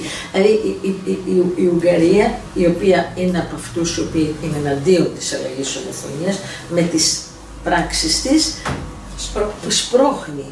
Και όταν θέλεις να πεις, μα δεν γίνεται, δεν θέλουμε να έχουμε αυτό το πρόβλημα συνέχεια, η Ευρωπαϊκή Ένωση βασίζεται πάνω στο συμβιβασμό. Όλοι κάτι χάνουμε και όλοι κάτι κερδίζουμε. Δεν μπορεί να τα θέλεις όλα δικά σου, δηλαδή κάπου θα συμβιβαστείς. Όσο θα λειτουργεί αυτό το πνεύμα του συμβιβασμού, δεν θα υπάρχει τόσο μεγάλη πίεση για να καταργηθεί η ομοφωνία. Όσα θα υπάρχουν κράτη-μέλη που θα το θεωρούν μια ανέξοδη πράξη πολιτικά να σπάνε τους συμβιβασμούς, δεν λέω, μερικές φορές χρειάζεται, θα το κάνεις, αλλά να μην γίνεται με ευκολία, τόσο πιο δύσκολο θα είναι να κρατήσεις το επιχείρημα υπέρ της ομοφωνίας. Η Ελλάδα δεν είναι έτοιμη να δεχτεί την κατάργηση της ομοφωνίας, πέρα από αυτό. Αλλά πάλι δεν θα ήθελα ποτέ να υπάρξει μια απόφαση που θα τα καλύπτει όλα. Πρέπει να δούμε για τι θέμα μιλάμε. Είναι άλλο πράγμα να έχεις ομοφωνία σε θέματα CSTP, είναι άλλο να έχεις ομοφωνία, εξαρτάται από το είδος του θέματος, από το πακέτο των θεμάτων, από τις συνθήκες. Όλα είναι ρευστά και όλα είναι μεταβαλλόμενα. Είναι ένα θέμα το οποίο θα συζητηθεί για πάρα πολύ καιρό. Δεν πρόκειται να γίνει κάτι τώρα άμεσα. Αυτές οι μεταρρυθμίσεις πάνε πολύ αργούς ρυθμούς. Υπάρχουν όμως άλλες μεταρρυθμίσεις που μπορούν να πάνε λίγο πιο γρήγορα, να υπάρξουν άλλες. Δεν έχουμε πολύ δρόμο. Επιστρέφοντας ξανά στο κομμάτι της διεύρυνσης, και ήθελα να σταθώ λίγο στο κομμάτι της κοινής γνώμης, αλλά και του προβληματισμού. Μόλις μου γεννήθηκε μία ερώτηση που είπατε και για τις αλλαγές στο Ευρωπαϊκό Κοινοβούλιο. Το πιο σημαντικό είναι ότι ενδεχομένως να έχουμε αλλαγές στο πολιτικό σκηνικό της Ευρώπης με άνοδο και ενίσχυση της ακροδεξιάς. Είδαμε το σχηματισμό κυβέρνησης στην Ολλανδία με ακροδεξιό ορόσημο, κακά τα ψέματα, που ήδη εκφράζει σκεπτικισμό έναντι της διεύρυνσης. Και μάλιστα θέλω να σας πω ότι πρόσφατη δημοσκόπηση για λογαριασμό του Ευρωπαϊκού Συμβουλίου Εξωτερικών Σχέσεων έδειξε ότι η πλειοψηφία των Ευρωπαίων δεν τάσεται υπέρ της ένταξης της Ουκρανίας και της Μολδαβίας, ωστόσο τάσσονται κατά της ένταξης της Τουρκίας φυσικά στην Ευρωπαϊκή Ένωση και μάλλον είναι ουδέτεροι όσον αφορά τις υποψηφιότητες Αλβανίας, Βοσνίας Ερζεγοβίνης, Γεωργίας, Βόρειας Μακεδονίας, Σερβίας και Κωσόβου. Πώς μπορεί να προετοιμαστεί η κοινή γνώμη και ποια είναι η δυνάμει τελικά τα πολιτικά εμπόδια για τη διεύρυνση? Ξέρετε, πολλές φορές η διεύρυνση έχει να κάνει όταν παίρνεις γνώμες πολιτών, έχει και συναισθηματικά κριτήρια. Αυτή τη στιγμή είναι ο πόλεμος. Φυσικά υπάρχει μια αίσθηση για την Ουκρανία που είναι λογική. Αν κάποια στιγμή ανακαλύψουν οι αγρότες της Γαλλίας τι θα γίνει με τα αγροτικά προϊόντα της Ουκρανίας, δεν ξέρω αν θα είναι η ίδια αντιμετώπιση των πολιτών. Στην Αλβανία επηρεάζει πάρα πολύ το θέμα του οργανωμένου εγκλήματος. Αυτό όμως δεν σημαίνει ότι όλοι οι Αλβανοί που είναι μετανάστες είναι οργανωμένο έγκλημα. Ξέρουμε, η πλειοψηφία των Λιβανών είναι πάρα πολύ θετικά στοιχεία και όπου και αν βρίσκονται εργάζονται πάρα πολύ σκληρά. Εξού και η ίδια η Γερμανία που έχει όλα τα προβλήματα για τη απελευθέρωση θεωρήσεων, δίνει το μεγαλύτερο αριθμό θεωρήσεων εργασίας σε Κωσοβάρους και Αλβανούς από όλους τους Ευρωπαίους. Άρα, όταν κάνεις δημοσκοπήσεις, όλοι αυτοί που απαντούν έχουν και άλλα κριτήρια, τα οποία έχουν να κάνουν με τις πολιτικές συνθήκες της στιγμής, το πώς παρουσιάζονται οι χώρες στα ΜΜΕ, αλλά αυτές οι αντιμετωπίσεις δεν σημαίνει ότι κατά ανάγκη ότι βασίζονται σε σκληρά στοιχεία στατιστικά. Και αυτή είναι η ευθύνη των κυβερνήσεων να πληροφορήσουν σωστά τους ανθρώπους και τους πολίτες τους για το τι είναι τα θετικά και τι είναι τα αρνητικά. Εάν πιθανόν ρωτούσατε όταν μπήκε η Ελλάδα στην Ευρωπαϊκή Ένωση, σίγουρα δεν ήμασταν το μεγάλο πλάσ της Ευρωπαϊκής Ένωσης τότε, αλλά ήταν βασικά πολιτική απόφαση που είχε ληφθεί από τα τότε κράτη-μέλη και η χώρα πραγματικά άλλαξε και εγώ θεωρώ ότι είχε μια πολύ θετική συνεισφορά στο μέλλον της Ευρωπαϊκής Ένωσης. Το ίδιο νομίζω θα συμβεί και με όλες τις χώρες. είναι όσο πλησιάζει ο καιρός και όσο μπορείς να μιλήσεις με στοιχεία το τι προσφέρει η κάθε χώρα που θα μπει, τόσο ο μέσος πολίτης θα δει ότι η διεύρυνση, παρόλο ότι στην αρχή πάντοτε έχει σκαμπανεβάσματα, είναι αλήθεια, στο τέλος είναι θετική. Το απέδειξε, θέλω να σας πω, και μια έκθεση που προετοίμασε η Κομισιόν για τα οικονομικά ωφέλη των χωρών που εισήχθησαν πριν από 20 χρόνια και μας την παρουσίασαν, πως ανέφερε και το βιωτικό επίπεδο και των ίδιων των χωρών, αλλά και εν συνόλο της Ευρωπαϊκής Ένωσης, και είναι ένα επιχείρημα που πρέπει να χρησιμοποιούν οι κυβερνήσεις. Και για σε ένα άλλο πλαίσιο, στο Brexit, το μεγάλο επιχείρημα ήταν ο Πολωνός υδραυλικός, που είναι εντελώς ο Πολωνός γύρισε τελικά στη χώρα. Γύρισε και ακριβώς. Και ήταν εντελώς λάθος, ήταν εντελώς εκτός τόπου και χρόνου, έφερε μεγάλο πρόβλημα, κατά τη γνώμη μου, στην Βρετανία, και εντελώς fake επιχείρημα. Δεν είναι... Για να αφήσουμε χρόνο και στο κοινό για τις ερωτήσεις του, θα ήθελα να πάμε πίσω στα Δυτικά Βαλκάνια. Γνωρίζουμε πολύ καλά, το αναφέρατε κι εσείς, ότι είναι ζωτική σημασία και για την Ελλάδα και την εξωτερική πολιτική της, την ευρωπαϊκή τους προοπτική. Θέλω να ρωτήσω πρώτα αν ήταν και σε ποιο βαθμό επιζήμια το γεγονός ότι η διεύρυνση δεν προχώρησε στα Δυτικά Βαλκάνια, ειδικά από το 2018 και μετά, με τη Συμφωνία των Πρεσπών. Τα προσκόμματα δεν τα φέρναμε εμείς, τα έφεραν άλλες χώρες κατά σειρά. Ήταν επιζήμια για τη χώρα μας αυτή η καθυστέρηση της διεύρυνσης στην περιοχή? Εάν είχε προχωρήσει, εγώ θεωρώ ότι θα ήταν πολύ θετικότερο να έχει προχωρήσει. Τώρα δεν έχει νόημα να κοιτάμε. Λοιπόν, σε σημερινή κατάσταση βρίσκει τη διαδικασία για 2 υποψήφια κράτη-μέλη να είναι κάπως φρεναρισμένη. Να το πω και πιο θέως, η Βουλγαρία μπλοκάρει την διαδικασία για την Βόρεια Μακεδονία. Έχει ολοκληρωθεί το πρώτο κομμάτι με το άνοιγμα των διαπραγματεύσεων, το screening, αλλά πρέπει να γίνουν και κάποιες αλλαγές συνταγματικές, αυτό απαιτεί η Βουλγαρία, και είμαστε εκεί για τη Βόρεια Μακεδονία. Για την πλευρά της Αλβανίας, που και εκείνη ολοκλήρωσε τον Νοέμβριο, αν δεν κάνω λάθος, το κομμάτι του screening, η Ελλάδα έχει ξεκαθαρίσει ότι το ζήτημα της ένταξης της Αλβανίας είναι συνδεδεμένο με τη στάση που θα τηρήσει έναντι μια συγκεκριμένη υπόθεση του φυλακισμένου δημάρχου, που θεωρεί η Ελλάδα ότι είναι βασικό κριτήριο η μία παραβίαση δηλαδή των προϋποθέσεων για ένα υποψήφιο κράτος μέλος. Θα ήθελα να σας ρωτήσω, οι θέσεις και των 2 κρατών μελών είναι γνωστές. Από την άλλη, έχουμε κάποια άλλα κράτη-μέλη και την Κομισιόν που θεωρούν ότι τα διμερεί ζητήματα δεν πρέπει να καθυστερούν τη διαδικασία της διεύρυνσης. Πώς απαντάει δηλαδή? Καταρχήν δεν είναι διμερεί τα ζητήματα. Διότι εγώ θυμάμαι πάρα πολύ καλά τις εποχές. Θεωρούν και για την Βουλγαρία. Ναι, αλλά θυμάμαι τις εποχές που η Κροατία, η Σλοβενία δεν άφηνε την Κροατία για το λιμάνι, για τη θάλασσα. Εκείνο και αν ήταν διμερές ζήτημα, γιατί ήταν ακριβώς τα όρια του λιμανιού και πόση πρόσβαση θα έχει στη θάλασσα. Όλες οι χώρες για να μπουν κάνουν προσαρμογές και συμφασμούς. Ας πούμε την Αλβανία που αφορά την Ελλάδα. Για την Ελλάδα και που θα και για την Ευρωπαϊκή Επιτροπή και για όλα τα κράτη-μέλη, το κράτος δικαίου είναι η αρχή και το τέλος. Όλα τα άλλα, τα οικονομικά θα διορθωθούν, τούτο θα φτιαχτεί, αλλά αν δεν έχεις κράτος δικαίου δεν πας πουθενά. Το θέμα, το συγκεκριμένο που απασχολεί την Ελλάδα, η υπόθεση του φυλακισμένου δημάρχου της Κιμάρης, είναι ζήτημα κράτους δικαίου. Αποδεικνύει ότι δεν υπάρχει κράτος δικαίου.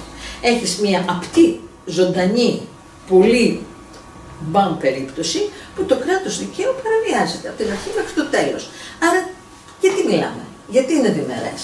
Ας μην λεγόταν Μπελέρια, σε λεγόταν ξέρω ένα άλλο όνομα, πάλι δεν θα ήταν θέμα κράτους δικαίου. Δηλαδή, μην κολλάμε ότι η Ελλάδα το εγείρει, είναι ένα θέμα κράτους δικαίου, εφαρμογής του κράτους δικαίου.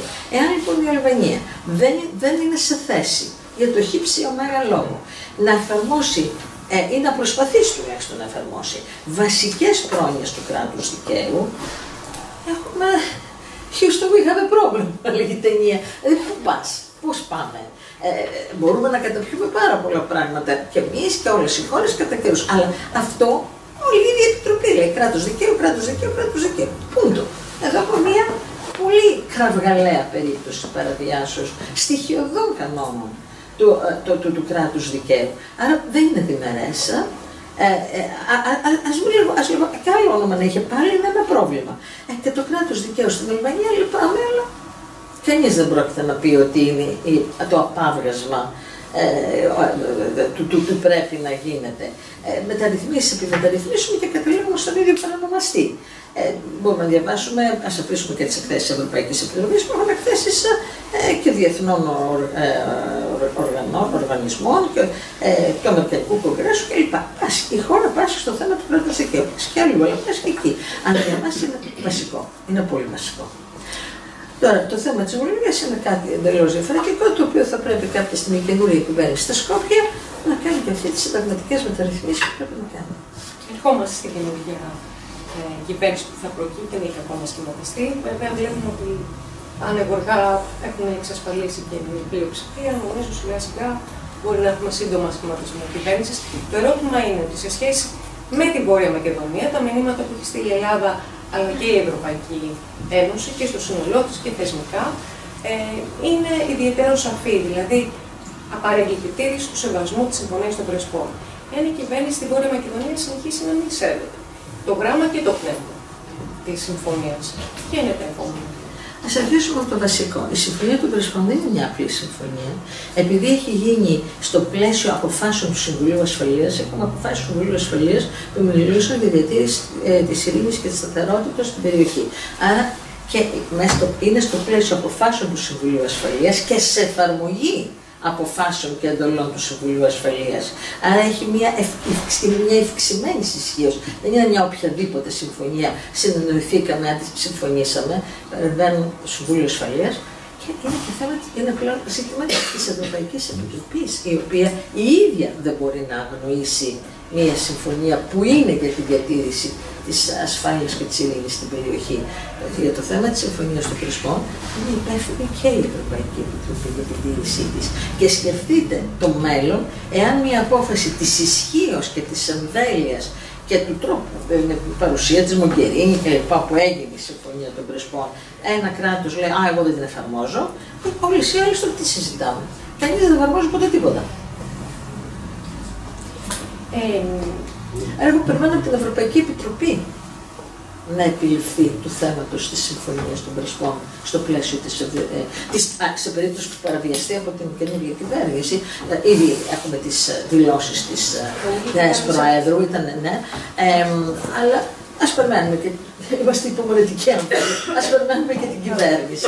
Σε 10-15 μέρες, εάν λοιπόν αυτό αποδειχθεί ότι έτσι είναι, αυτή είναι η πρόθεσή τους η πολιτική, εγώ περιμένω την Ευρωπαϊκή Επιτροπή να χειριστεί το θέμα έτσι όπως πρέπει, όσον αφορά την ευρυσιακή πορεία του Σκοπίου. Σε σχέση με την Αλβανία, τι αναμένουμε από εδώ και πέρα, ώστε να λυθεί και να έρθει? Να τηρήσει τους στοιχειώδεις κανόνες του κράτους δικαίου. Μία δίκαιη δίκη ενός ανθρώπου που εξελέγει, από την ημέρα των εκλογών είναι σχεδόν, πέρασε χρόνος, που είναι μέσα στη φυλακή. Δεν είναι σοβαρά πράγματα αυτά. Και ολοκληρώνοντας, αν είστε γενικότερα αισιόδοξοι ότι δεν θα χαθεί και αυτή τη φορά το momentum, η γεωπολιτική στιγμή για την Ευρώπη σε σχέση με την διεύρυνση, και ποια λάθη ενδεχομένως να μην πρέπει να επαναληφθούν τόσο από την πλευρά της Ευρωπαϊκής Ένωσης όσο και από την πλευρά των υποψήφιων κρατών? Από την πλευρά της Ευρωπαϊκής Ένωσης θεωρώ ότι είναι βασικό να είμαστε σταθεροί, πολύ σταθεροί, αλλά ταυτόχρονα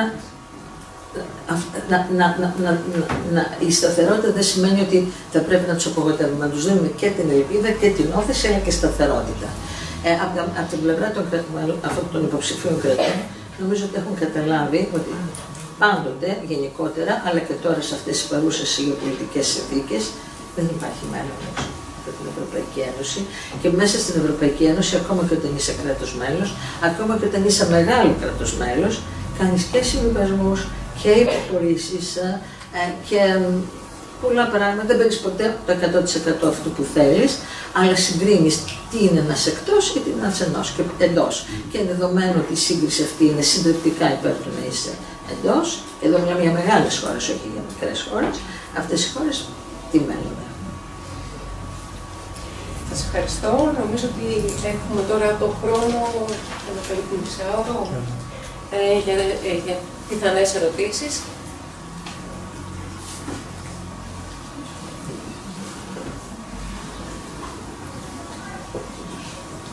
Αν μπορείτε να πείτε ποιο σύστημα. Καλησπέρα σας, κυρία Υπουργέ. Παπαδόπουλο, μεγάλη στην Γραμματεία του Συμβουλίου.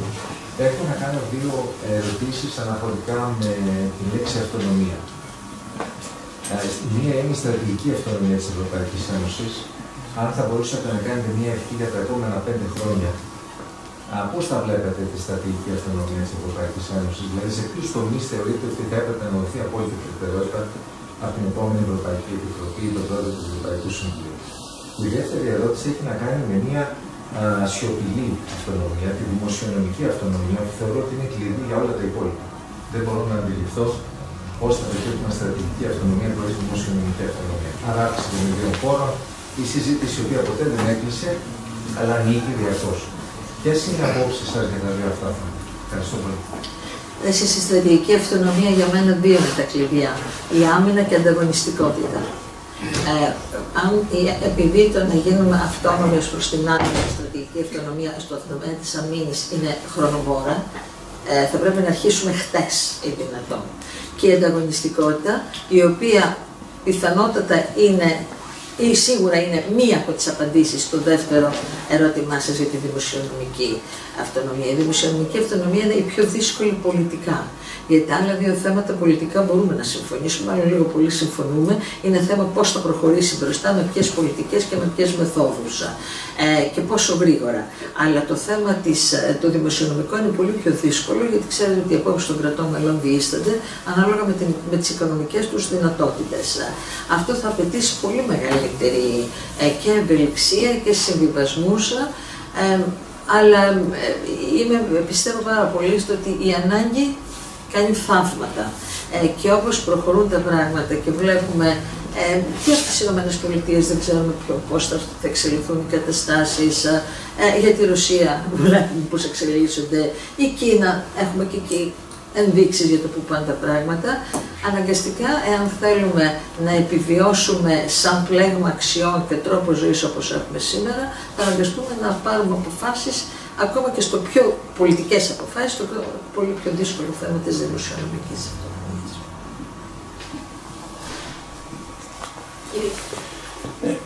Επιτρέψτε. Συγγνώμη. Ναι. Όλγα Μισή. Ναι. Όλγα Μισή. Ήθελα να σας ρωτήσω, αναφερθήκατε στο θέμα της ομοφωνίας και στο θέμα των αλλαγών που γίνονται προλούσεις της διευρύνσεως. Είπατε πολύ σωστά για το θέμα της Ουγγαρίας. Το θέμα όμως της δυσκολίας λόγω της ομοφωνίας να ληφθούν αποφάσεις γίνεται πλέον και εργαλειοποίηση από άλλες χώρες του θέματος της ομοφωνίας. Άρα, εάν διεύρυνση γίνει χωρίς να υπάρξει μία λύση σε αυτό το θέμα, πώς εάν 27 χώρες, 28 δεν μπορούν να συμφωνήσουν, πώς θα γίνει με 30, 32, 35, εάν δεν υπάρξει πρώτα λύση σε αυτό το θέμα? Το θέμα της ομοφωνίας δεν αφορά μόνο τη διεύρυνση, είναι πάρα πολύ ευρύτερο. Και πρέπει να νομίζω ότι η διεύρυνση είναι από τα θέματα στα οποία υπάρχει λιγότερη διάσταση απόψεων. Δηλαδή υπάρχουν θέματα που είναι πολύ πιο συγκρουσιακά από ότι είναι η διεύρυνση, γιατί στη διεύρυνση υπάρχει η πολιτική βούληση να προχωρήσει. Μετά τα επιμέρους κεφάλαια, πώς προχωρούν, δεν προχωρούν, εκεί μπορεί να υπάρχουν διάσταση απόψεων. Η οποία αναφέρεται στη μειονότητα την Ουγγρική που υπάρχει στην Ουκρανία για να πει να μην προχωρήσουμε. Είμαστε πολύ μακριά από αυτό το σημείο. Ναι. Δηλαδή δεν είναι ότι δεν φτάσαμε στο σημείο που η διεύρυνση έχει σταματήσει γιατί ακριβώς κολλήσαμε σε θέματα ομοφωνίας. Υπάρχουν άλλα θέματα στο οποίο τίθεται το θέμα της ομοφωνίας που είναι πολύ πιο απτά, γίνονται σήμερα.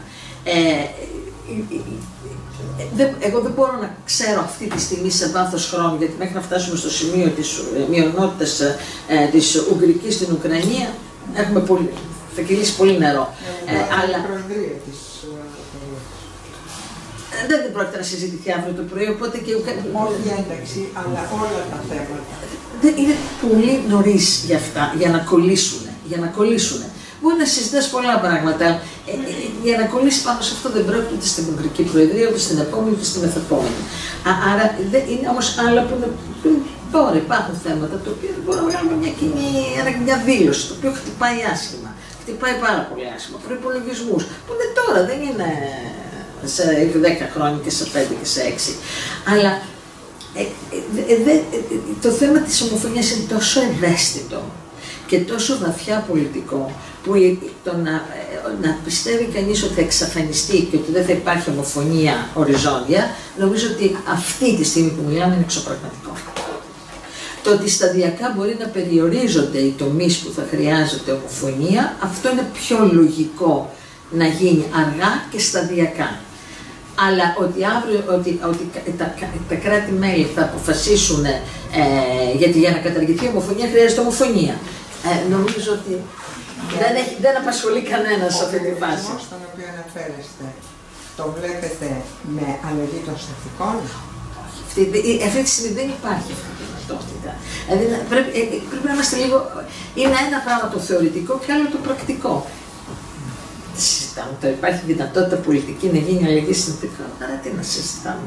Ας είμαστε λίγο πρακτικοί. Έχουμε πολλά προβλήματα που πρέπει να αντιμετωπιστούν γρήγορα και πρακτικά. Μια σκέψη, κύριε Υπουργέ, που την κάνω επικοδομητικά. Είπατε πολύ σωστά ότι το αν είναι ένα υποψήφιο κράτος δικαίου, αποτελεί μια προϋπόθεση που είναι γενική προϋπόθεση και οφείλει η Επιτροπή να την ελέγξει. Σωστό.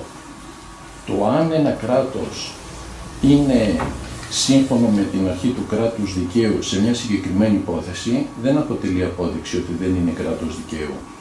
Εάν η Ελλάδα δηλαδή επικεντρώνεται στην υπόθεση Μπελέρη, δεν αποτελεί λόγο μη αποδοχής της υποψηφιότητας. Δεν υπάρχει κανένα κράτος μέλος το οποίο να είναι άμεμπτο. Δηλαδή πολλές φορές παραβιάζεται η αρχή του κράτους δικαίου, απόδειξη είναι και οι αποφάσεις στο Στρασβούργο, δεν φτάνουν όλες οι κακές δίκες στο Στρασβούργο. Τι θέλω να πω? Καλό θα ήταν η Ελλάδα να μην περιοριστεί στην υπόθεση Μπελέρη, αλλά να έχει ένα σκεπτικό ευρύτερο όσον αφορά την εφαρμογή του κράτους δικαίου στην Αλβανία. Αυτή είναι μια σκέψη και ένα ερώτημα που με απασχολεί, αλλά δεν έχω απάντηση. Η υπόθεση που κάνετε για τη διεύρυνση είναι ότι η διεύρυνση η προηγούμενη ήταν επιτυχής. Ήταν όντως επιτυχής? Διερωτώ με. Πριν το 2002 υπήρχε ταυτότητα στόχων. Ενότητα της Ευρωπαϊκής Ένωσης. Μετά, ποια ήταν αυτή η ενότητα? Ποιοι ήταν οι στόχοι? Οι γνωστοί. Η αποφυγή του πολέμου, η οικονομική συνεργασία και η ευημερία των πολιτών. Μετά τα κριτήρια γίνανε πολιτικά, με πρώτο παράδειγμα την Ελλάδα και στη συνέχεια πάλι πολιτικά, με εξαίρεση ίσως τη Μάλτα, είτε για γεωπολιτικούς λόγους, είτε για την αποκατάσταση, εμπέδωση μάλλον της δημοκρατίας. Και τα αποτελέσματα τα βλέπουμε όχι μόνο στην περίπτωση Ορμπάν, Πολωνία μέχρι πριν λίγο, Αυστρία για το θέμα το μεταναστευτικό και ούτω καθεξής και άλλες πρωτοβουλίες από τα ισχυρά κράτη όσον αφορά την εκπροσώπηση της Ελλάδας προς τους μεγάλους τρίτους εταίρους. Υπάρχει δηλαδή μια κεντρόφυγη δύναμη, φοβάμαι, που είναι ένα πρόβλημα εάν, σε αυτό που λέω έχω δίκιο και ανεξάρτητα από την οικονομική επιτυχία της διεύρυνσης, αυτή η έλλειψη ταυτότητας, την οποία επιχείρησε για πρώτη φορά να την αντιμετωπίσει ο Ζακ Ντελόρ με την σελίδα Prospective που είχε θέσει σε εφαρμογή, η οποία εξελίχθηκε αλλά έχασε το στόχο της, φοβάμαι. Συνεπώς αυτό για μένα αποτελεί ένα ερώτημα που δεν έχω απάντηση να δώσω, γιατί καταλαβαίνω και τις ανάγκες της διεύρυνσης, ωστόσο με ανησυχεί πολύ η ίδια η Ευρώπη, η οποία δεν μπορεί να λειτουργήσει. Και κυρίως γιατί η κινητήρια δύναμη της Επιτροπή έχει καταδείξει μια γραφειοκρατική διοίκηση, όχι γιατί φταίει η ίδια, αλλά γιατί στο πρώτο ερώτημά σας, το θέμα της υπόθεσης Μπελέρη είναι ένα δείγμα. Δεν νομίζω ότι η Αλβανία υπάρχει κάτι στο θέμα του κράτους, σε όλο το πακέτο του κράτους δικαίου, στο οποίο πραγματικά να έχει ένα καταπληκτικά θετικό ρεκόρ. Όσον αφορά εγώ προσωπικά έχω ασχοληθεί με το θέμα των περιουσιών, βιβλίο. Το θέμα του οργανωμένου εγκλήματος, που από την εμπειρία μου στη Ulex θα μπορούσα να γράψω 3 βιβλία. Το θέμα της διακίνησης ναρκωτικών, το θέμα των δικαστών, οι διασυνδέσεις μεταξύ δικαστών και δεν είναι, με όλη την αγάπη και το σεβασμό προς την Αλβανία, που είναι ένας γείτονας με τον οποίο ζούμε και έχουμε καλές σχέσεις, δεν έχουμε κακές σχέσεις, το ρεκόρ της Αλβανίας στον τομέα του κράτους δικαίου είναι οτιδήποτε πλην του ότι έτυχε και η περίπτωση Μπελέρη. Όχι. Η περίπτωση Μπελέρη είναι ακριβώς αυτό που ρίχνει φως σε κάτι που δεν πάει καλά. Και είναι για το καλό της ίδιας της Αλβανίας να προχωρήσει και να κάνει τα αναγκαία σε αυτό το τομέα. Όσον αφορά το θέμα του αν πέτυχε η προηγούμενη διεύρυνση, εγώ θα διαφωνήσω μαζί σας ριζικά σε αυτό που είπατε. Διότι τι εννοούμε καταρχήν με την έννοια της επιτυχίας. Εάν πιστεύει κάποιος ότι τα προβλήματα και οι δυσκολίες και οτιδήποτε δεν θα υπήρχαν και θα υπήρχε μια ομαλή πορεία ενός μικρότερου αριθμού κρατών μαζί που θα βλέπαν με τον ίδιο τρόπο και θα αντιδρούσαν το ίδιο, δεν είναι αυτό όμως δεδομένο. Δεν σημαίνει ότι διαφωνίες θα υπήρχαν και δεν θα ανέκυπταν και στο μικρότερο αριθμό κρατών, διότι αλλάξαν τόσο πολύ οι διεθνείς συνθήκες. Και εδώ βλέπουμε διαφωνίες μεταξύ Ελλάδος και Ολλανδίας στο θέμα το μεταναστευτικό. Μεταξύ Ελλάδος και δεν είναι μόνο μεταξύ Ανατολής και παλιάς και νέας Ευρώπης, είναι και μεταξύ των κρατών της παλιάς Ευρώπης. Διότι αλλάξαν τα προβλήματα, αλλάξαν οι προκλήσεις. Δεν σημαίνει ένας μικρότερος αριθμός κρατών θα αντιμετώπιζε καλύτερα και με λιγότερες αναταράξεις τις προκλήσεις που έφεραν τα τελευταία 20-25 χρόνια. Αυτό είναι το ένα. Το δεύτερο είναι ότι η ταυτότητα, η ευρωπαϊκή ταυτότητα εμπλουτίστηκε, δεν εξαφανίστηκε, διότι αισθάνεσαι το ίδιο Ευρωπαίος είτε είσαι στο Βίλνιους είτε είσαι στο Παρίσι. Δεν έχεις, πριν ήσουν στο Παρίσι και στο Λουξεμβούργο. Δεν έχει διαφορά του Βίλνιους, άρα εμπλουτίστηκε.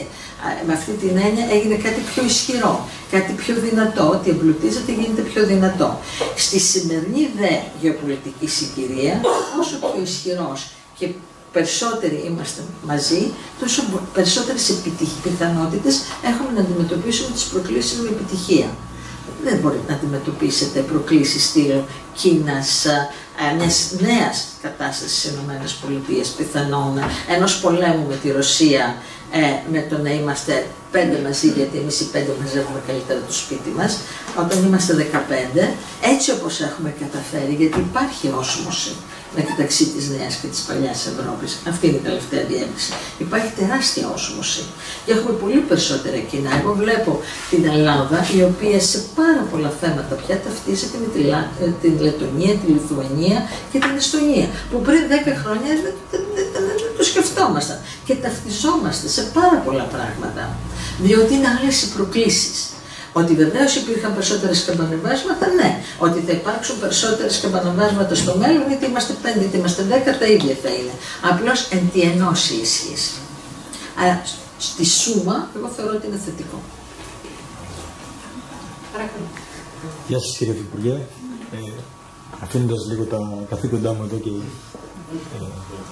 προσπαθώντας να θυμηθώ τον παλιό μου ρόλο όταν ήμουν και εγώ δημοσιογράφος, θέλω να σας ρωτήσω, γιατί με απασχολεί ακριβώς αυτό που είπατε τώρα. Τα ενδεχόμενα αποτελέσματα των ευρωεκλογών, όπως αναφέρατε κι εσείς, που ενδεχομένως να μην ενισχύουν τη διεύρυνση και την εμβάθυνση όσο τον απομονωτισμό της Ευρώπης, ενδεχομένως, σε συνδυασμό με μια αλλαγή ηγεσία στις ΗΠΑ, μπορεί να φέρουν αλλαγή άμεσα στο μέτωπο της Ουκρανίας, και τι θα σημαίνει αυτό ίσως για την Ευρώπη το 2025 και μετά?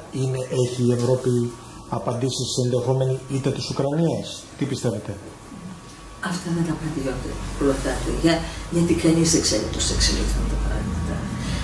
Μπορεί να αλλάξει η ηγεσία στην Αμερική, μπορεί να έχουμε αλλαγές στο εσωτερικό της, στον συσχετισμό των πολιτικών δυνάμεων εντός της Ευρώπης μετά τις ευρωεκλογές. Αλλά δεν ξέρετε πώς αυτά θα αλληλεπιδράσουν και δεν μπορεί κανείς να ξέρει και πώς θα εξελιχθούν οι καταστάσεις εκτός Ευρώπης. Η κρίση στη Μέση Ανατολή έχει φέρει τεράστιες γεωπολιτικές αλλαγές. Και ναι, μεν ορθώς επικεντρωνόμαστε στην Ουκρανία και πρέπει να επικεντρωθούμε γιατί είναι μια επίθεση σε ευρωπαϊκό έδαφος, αλλά δεν πρέπει ποτέ να παραγνωρίζουμε το τι γίνεται στη Μέση Ανατολή, που είναι τεράστιας σημασίας. Μετά οι αλλαγές στην Αφρική είναι ακόμα μεγαλύτερες, είναι απίστευτες. Ο εμφύλιος του Σουδάν, το πρόβλημα της Αιγύπτου, η Ανατολική Αφρική, οι αλλαγές στον Ινδοειρηνικό. Είχα πάει στην Κορέα πριν από περίπου ένα μήνα για πολιτικές διαβουλεύσεις και εκεί συνειδητοποίησα ότι τα προβλήματα δικά μας είναι εντός εισαγωγικών αστεία μπροστά στα προβλήματα που αντιμετωπίζουμε εκεί. Σε άλλη έκταση, σε άλλο μέγεθος, αλλά τεράστια, όχι αστεία. Δηλαδή έχεις μια πυρηνική δύναμη τη Βόρεια Κορέα που να πάσα στιγμή μπορεί να σε εξαφανίσει. Και από την άλλη πλευρά έχεις την Κίνα. Δηλαδή είναι τόσες οι αλλαγές που γίνονται και τόσο απρόβλεπτα και τόσο πολλά που ίσως στο τέλος νομίζω ότι αυτό ακριβώς που γίνεται γύρω μας θα μας αναγκάσει να βάλουμε στην άκρη τις διαφορές μας, οι οποίες δεν είναι πια και τόσο τραγικές, για να μπορέσουμε να αντιμετωπίσουμε πράγματα τα οποία είναι πιο μεγάλα και πιο σημαντικά από εμάς, σε έναν κόσμο που πλέον προσπαθεί να βρει μια άλλη ισορροπία. Και αυτό το οποίο πιστεύω ακράδαντα είναι ότι ο ευρωατλαντικός άξονας για να διατηρηθεί ισχυρός και να μπορέσει να προστατεύσει όλους μας, γιατί χρειαζόμαστε ένα στον άλλο, πιστεύω πάρα πολύ σε αυτόν τον ευρωατλαντικό άξονα, θα μας αναγκάσει να δούμε τη μεγάλη εικόνα, ξεχνώντας όλα αυτά τα πράγματα, τα οποία δεν λέω ότι δεν είναι σημαντικά, αλλά υπάρχουν εποχές που είναι άλλα πιο σημαντικά και πιο επικίνδυνα. Κυρία Αργού. Καλησπέρα σας. Να σας ευχαριστήσω και εγώ από τη μεριά μου, σαν πρόεδρος της Ένωσης για την Ομοσπονδία της Ευρώπης, του ελληνικού τμήματος, για την τόσο αναλυτική παρέμβαση που κάνατε. Και θα ήθελα να επανέλθω σε ένα θέμα που για μας τους φεντεραλιστές είναι καθοριστική σημασία. Αναφέρομαι στις αλλαγές συνθήκων. Αναφερθήκατε διεξοδικά ήδη. Αλλά είπατε επίσης ότι από το 2007 που έγινε η τελευταία αλλαγή συνθήκων έχει αλλάξει ριζικά το γενικότερο περιβάλλον και γεωπολιτικό αλλά και καθημερινότητας των πολιτών. Στο πλαίσιο αυτό ξέρετε ότι υπάρχει επιστολή των 7 κρατών, 6 ιδρυτικά μέλη της Ένωσης και η Ισπανία που υποστήριξαν ήδη από την προηγούμενη χρονιά την προσπάθεια για να ξεκινήσει μια καταστατική συνέλευση. Υπάρχει το ψήφισμα του Κοινοβουλίου. Βλέπετε στην κίνηση αυτή των 7 και με την όλη πίεση που υπάρχει λόγω των ευρωεκλογών τώρα, ένα κίνδυνο η 27, η ενότητα των 27 να πάρει κάποια άλλη διάσταση ή να υπάρχουν ροχμές στην επόμενη μέρα, είναι το πρώτο μου ερώτημα. Και το δεύτερο, πιστεύετε ότι τα θέματα αυτά εν ώψη των ευρωεκλογών συζητιούνται αρκετά στην Ελλάδα? Όχι, δεν συζητιούνται στην Ελλάδα το πουθενά, θα έλεγα. Γιατί σε κάθε χώρα, δυστυχώς ή ευτυχώς, ο πολίτης ψηφίζει με άλλα κριτήρια, ψηφίζει με τα τοπικά του κριτήρια, με την οικονομία, με το οτιδήποτε. Δεν συζητείται τα ευρωπαϊκά. Αυτό το οποίο θέσατε δεν συζητείται όχι μόνο στην Ελλάδα, συζητείται στην Ιταλία, συζητείται στη Γαλλία, δεν συζητείται πουθενά. Έτσι είναι η πραγματικότητα. Εκείνο που είναι μεγάλη υπόθεση είναι να κινήσει το ενδιαφέρον των πολιτών να πάνε να ψηφίσουν. Γιατί σου λέει τώρα δεν βαριέσαι, άστο. Γιατί δεν αισθάνονται πόση σημασία έχει για την καθημερινότητά του. Ένα από τα προβλήματα νομίζω που έχουμε γενικότερα είναι ότι όλα τα θεωρούμε δεδομένα. Οι νεότερες γενιές, εγώ το παιδί μου είναι 34 χρονών, το θεωρεί δεδομένο. Το θεωρεί δεδομένο ότι θα ζει σε μια κοινωνία ελεύθερη, θα μπορεί να ταξιδεύει, θα μπορεί να πει τη γνώμη του, θα έχει ένα καλό μισθό, θα έχει ιατροφαρμακευτική περίθαλψη, κανείς δεν θα τον ενοχλεί, όλα είναι δεδομένα. Μερικές φορές του λέω την εποχή που εγώ μπήκα στο Υπουργείο και ερχόμαστε στις Βρυξέλλες, άλλωσα 3 αεροπλάνα και είχα 4 πορτοφόλια. Γιατί σε κάθε χώρα είχα άλλο νόμισμα. Αυτά του φαίνονται πλέον ότι διαβάζει έργα λογοτεχνικά. Και ίσως ένα πράγμα που θα έπρεπε να κάνουν οι πολιτικές ηγεσίες σε όλες τις χώρες είναι να υπενθυμίσουν στους πολίτες, κυρίως τους νεότερους, ότι η Ευρωπαϊκή Ένωση δεν ιδρύθηκε για λόγους οικονομικούς, αλλά για λόγους βαθιά πολιτικούς. Για να αποφευθούν πόλεμοι, για να υπάρχει δημοκρατία, να υπάρχει κράτος δικαίου. Όταν εγώ ήμουν φοιτήτρια στην Αθήνα και κατέβαινα σε διαδηλώσεις για την Ευρωπαϊκή Ένωση, στο μυαλό μου ήταν να μην έρθει άλλη δικτατορία. Δεν ήταν πόσα πακέτα Ντελόρ θα έχουμε, ούτε μου είχε περάσει ποτέ από το μυαλό. Ήταν να μην ξανάρθει δικτατορία, να έχουμε δημοκρατία, να έχουμε μια άλλη ζωή, να έχουμε μια καλύτερη κοινωνία. Αυτό είχα στο μυαλό μου όταν ήμουν νεαρή φοιτήτρια στην Αθήνα. Δεν ήταν τα οικονομικές παράμετροι και καμιά φορά, ναι, πολύ καλά είμαστε. Είναι μεγάλο επίτευγμα της Ευρωπαϊκής Ένωσης ότι ο κόσμος πραγματικά τα θεωρεί δεδομένα όλα αυτά. Ότι όλα αυτά γίνανε δεδομένα, ίσως είναι το μεγαλύτερο κατόρθωμα και επίτευγμα της Ευρωπαϊκής Ένωσης. Αλλά που και που, καλά να θυμίζουμε στους νεότερους, εδώ θυμίζω τη γιαγιά μου, αλλά τέλος πάντων, ότι δεν είναι δεδομένα. Τίποτα δεν είναι δεδομένο στη ζωή αυτή και χρειάζεται και συνεχής επαγρύπνηση και συνεχής δουλειά να κρατηθούν και να γίνουν και καλύτερα. Τώρα, όσον αφορά το θέμα της αλλαγής των συνθήκων, εγώ είμαι πρακτική γυναίκα. Τι μπορούμε να κάνουμε σήμερα? Φυσικά κάποια στιγμή θα γίνει και αυτό. Απλώς θεωρώ από εντελώς πρακτική άποψη και πολιτική ότι αυτή τη στιγμή δεν προβλέπεται να είναι πρακτικά, αριθμητικά εφικτό. Μπορεί όμως να υπάρξουν οι πολιτικές συνθήκες και να το κάνουν εφικτό. Γιατί σε 5 χρόνια, 4 πόσο θα κρατήσει, 5 χρόνια το Ευρωκοινοβούλιο, δεν ξέρεις τι θα αλλάξει στον κόσμο αυτό. Και οι ίδιοι που σήμερα λένε δεν είναι εφικτό, να πούνε ότι ναι, δεν ήταν εφικτό, αλλά πλέον είναι τόσο αναγκαίο που πρέπει να γίνει εφικτό. Αυτή είναι η γοητεία της πολιτικής και αυτή είναι η εξυπνάδα των πολιτικών ηγετών. Άρα έχουμε αρκετά μεγάλο χρονικό περιθώριο μπροστά μας για να δούμε πώς θα εξελιχθούν τα πράγματα. Και με τόσες αλλαγές που γίνονται γύρω μας, δεν μπορείς να ξέρεις πώς θα εξελιχθούν. Αλλά εγώ τις ρογμές για τις οποίες μιλήσατε και τις ρογμές για τις οποίες μιλούν, ναι, και ρογμές θα υπάρχουν και σκαμπανεβάσματα, αλλά πιστεύω ότι στο τέλος η λογική και το ένστικτο επιβίωσης πάντοτε βρίσκουν τον δρόμο να πάρουν το πάνω χέρι. Αν μπορούμε να μαζέψουμε τις τελευταίες ερωτήσεις και να κλείσουμε με τον κύριο Κοντονή, υπάρχουν κάποιες άλλες ερωτήσεις του κύριου? Έχετε κάνει μια ερώτηση? Υπάρχουν άλλες ερωτήσεις? Παρακαλώ.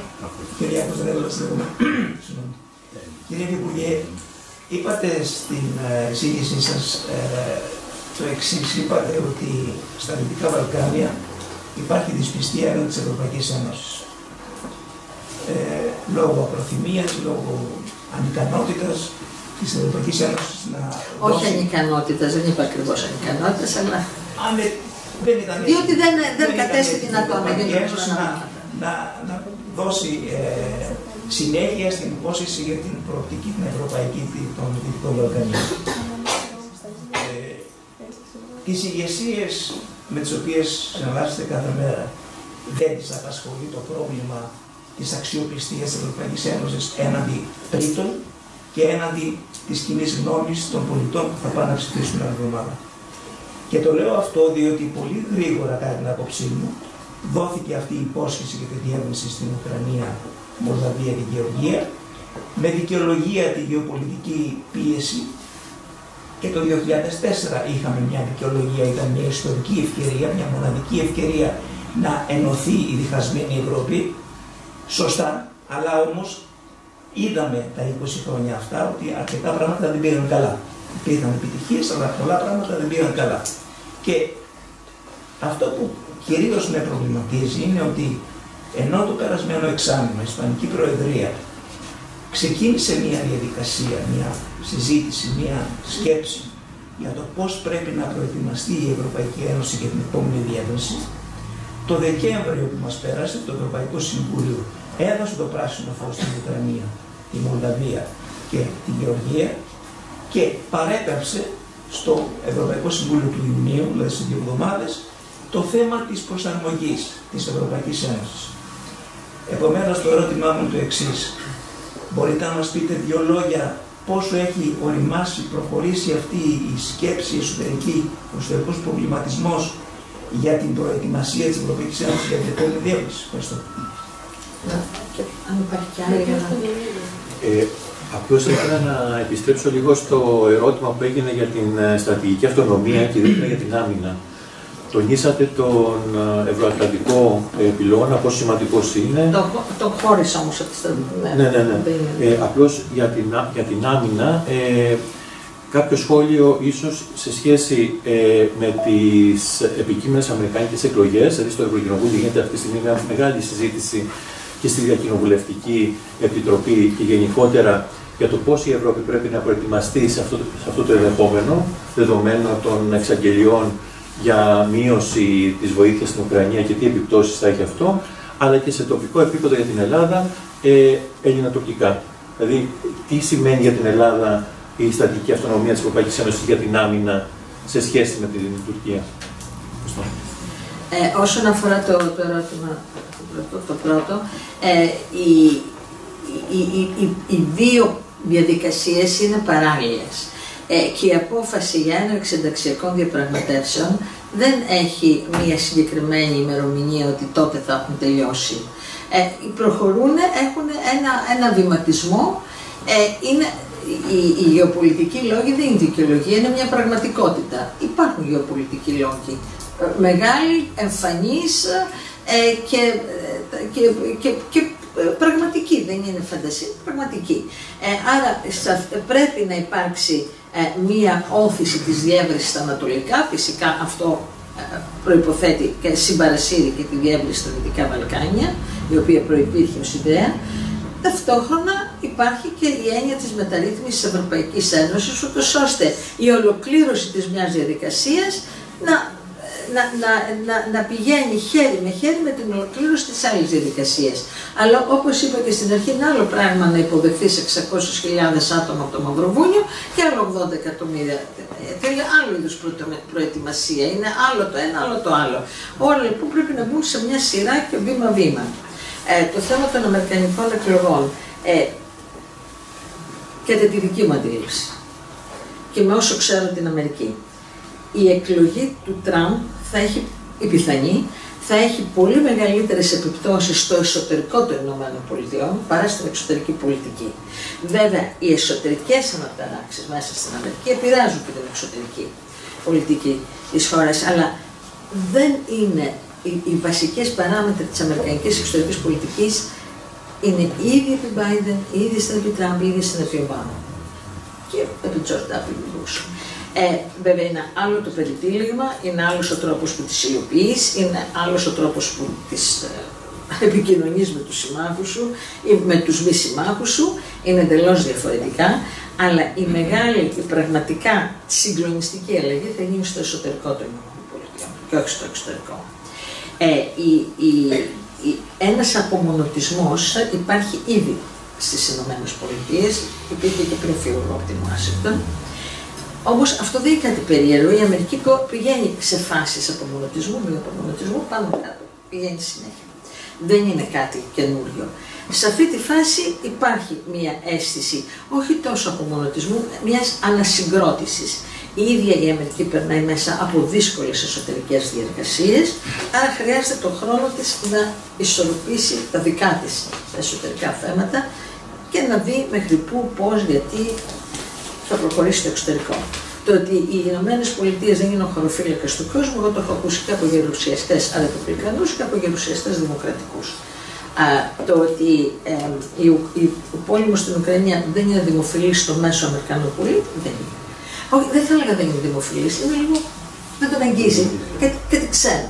Και όταν είσαι στο Σεν Λούις του Μισούρι και ξαφνικά η βενζίνη πήγε 8,5 ή 6 δολάρια το γαλόνι, σου λέει εγώ θα δώσω χρήματα σε κάποια χώρα που άλλοι ξέρουν που πέφτει, άλλοι δεν ξέρουν που πέφτει. Δηλαδή είναι η πολιτικοστρατηγική ηγεσία της Αμερικής καταλαβαίνει τη σημασία, το διακύβευμα, Όμως έχει μεγάλη δυσκολία, είτε είναι δημοκρατική είτε ρεπουμπλικανή, να το επικοινωνήσει στο μέσο Αμερικανό πολίτη. Δεν ξέρει ορισμένες ομάδες ανθρώπων σε ανατολική ευθύνη, που δεν είναι ο μέσο Αμερικανός πολίτης. Άρα και ο πρόεδρος Biden επανεκλεγεί. Θα δούμε αλλαγές στην πολιτική του έναντι της Ουκρανίας. Άλλωστε και ένα χρόνο πριν φύγω εγώ από τη Μάστο, που είναι 1,5 χρόνο από σήμερα, από τώρα, άκουγε στους δημοκρατικούς γερουσιαστές και μιλάω για το Κογκρέσο σου δίνει στον τόνο, να λένε ότι η Ουκρανία είναι βασικά ευρωπαϊκό θέμα. Εμείς θα ενισχύσουμε, θα στηρίξουμε, αλλά είναι ευρωπαϊκό. Η Ευρώπη πρέπει να έχει την ηγεσία, η Ευρώπη. Δηλαδή αυτή την τάση την έβλεπες. Θα δούμε πώς θα πάνε, γιατί δεν είναι μόνο ποιος θα πει πρόεδρος, είναι ποιος θα λέει το Κογκρέσο. Είναι εξίσου σημαντικό στις ΗΠΑ και θα δούμε πώς θα προχωρήσει αυτό το θέμα. Η στρατηγική αυτονομία της Ευρώπης όσον αφορά την άμυνα. Το θέμα της Τουρκίας είναι κάτι εντελώς, δεν θα πρέπει ποτέ, θα πρέπει να το εξετάσουμε αυτοτελώς, γιατί σε μεγάλο ποσοστό επηρεάζει την Ευρώπη, επηρεάζει σαφέστατα την Ελλάδα, επηρεάζει την Ευρώπη, επηρεάζει το ΝΑΤΟ, επηρεάζει όλο το γεωστρατηγικό πλαίσιο, είναι κάτι πολύ ευρύτερο και ναι μεν ως Ελλάδα έχουμε τις πολύ ιδιαίτερες και προφανείς ανησυχίες μας, αλλά είναι ένα θέμα που θα έπρεπε και τους Ευρωπαίους να απασχολεί, γιατί δεν είναι τόσο άσπρο μαύρο, τόσο ροζέ το κλίμα. Όχι το κλίμα, εγώ δεν λέω το σημερινό πολιτικό κλίμα, οι επιλογές της Τουρκίας, το πώς η Τουρκία βλέπει τον εαυτό της, το τι η Τουρκία θέλει από τον εαυτό της, τις επιδιώξεις της, τις ελπίδες της.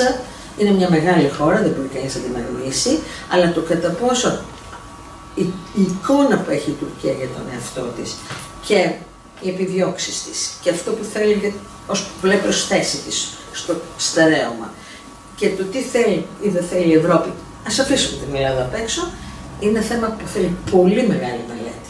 Πάρα πολύ μεγάλη μελέτη και καλό είναι οι Ευρωπαίοι να μην λένε «Α, Τουρκία, Ελλάδα». Πρέπει να δουν και τον εαυτό τους μέσα σε αυτό το καθρέφτη. Αυτό είναι αλήθεια και είναι η πρώτη φορά που συζητάμε για διεύρυνση. Η πρώτη φορά. Αυτή την εποχή και η Τουρκία δεν είναι πια κομμάτι της συζήτησης. Η Τουρκία είναι πολύ μεγάλη συζήτηση. Είναι παρατήρηση ότι δεν βάλαμε την Τουρκία. Ναι, γιατί ήταν το θέμα η διεύρυνση και ήταν πολύ συγκεκριμένο. Εγώ θα ήθελα προσωπικά να σας ευχαριστήσω θερμά για αυτή την ευκαιρία να συνομιλήσουμε για ένα πολύ ωραίο θέμα, για ένα επίκαιρο θέμα και να ευχαριστήσω για ακόμα μια φορά και την Ένωση Αντιδραστών για την διοργάνωση και την πρωτοβουλία. Ελπίζω σύντομα ξανά, μετά τις εκλογές, στο επόμενο εξάμηνο, ένα άλλο κεφάλαιο. Θα έχουμε ένα άλλο κεφάλαιο, σίγουρα και ένα νέο και νέα ζητήματα που θα ανοίξουν και νέες προτεραιότητες για τον επόμενο θεσμικό κύκλο της Ευρωπαϊκής Ένωσης. Εγώ σας ευχαριστώ εσάς, την Ένωση Φεδεραλιστών, τη μόνιμη αντιπροσωπεία και το μόνιμο αντιπρόσωπο και όλους εσάς που είστε εδώ απόψε. Σας ευχαριστώ πολύ.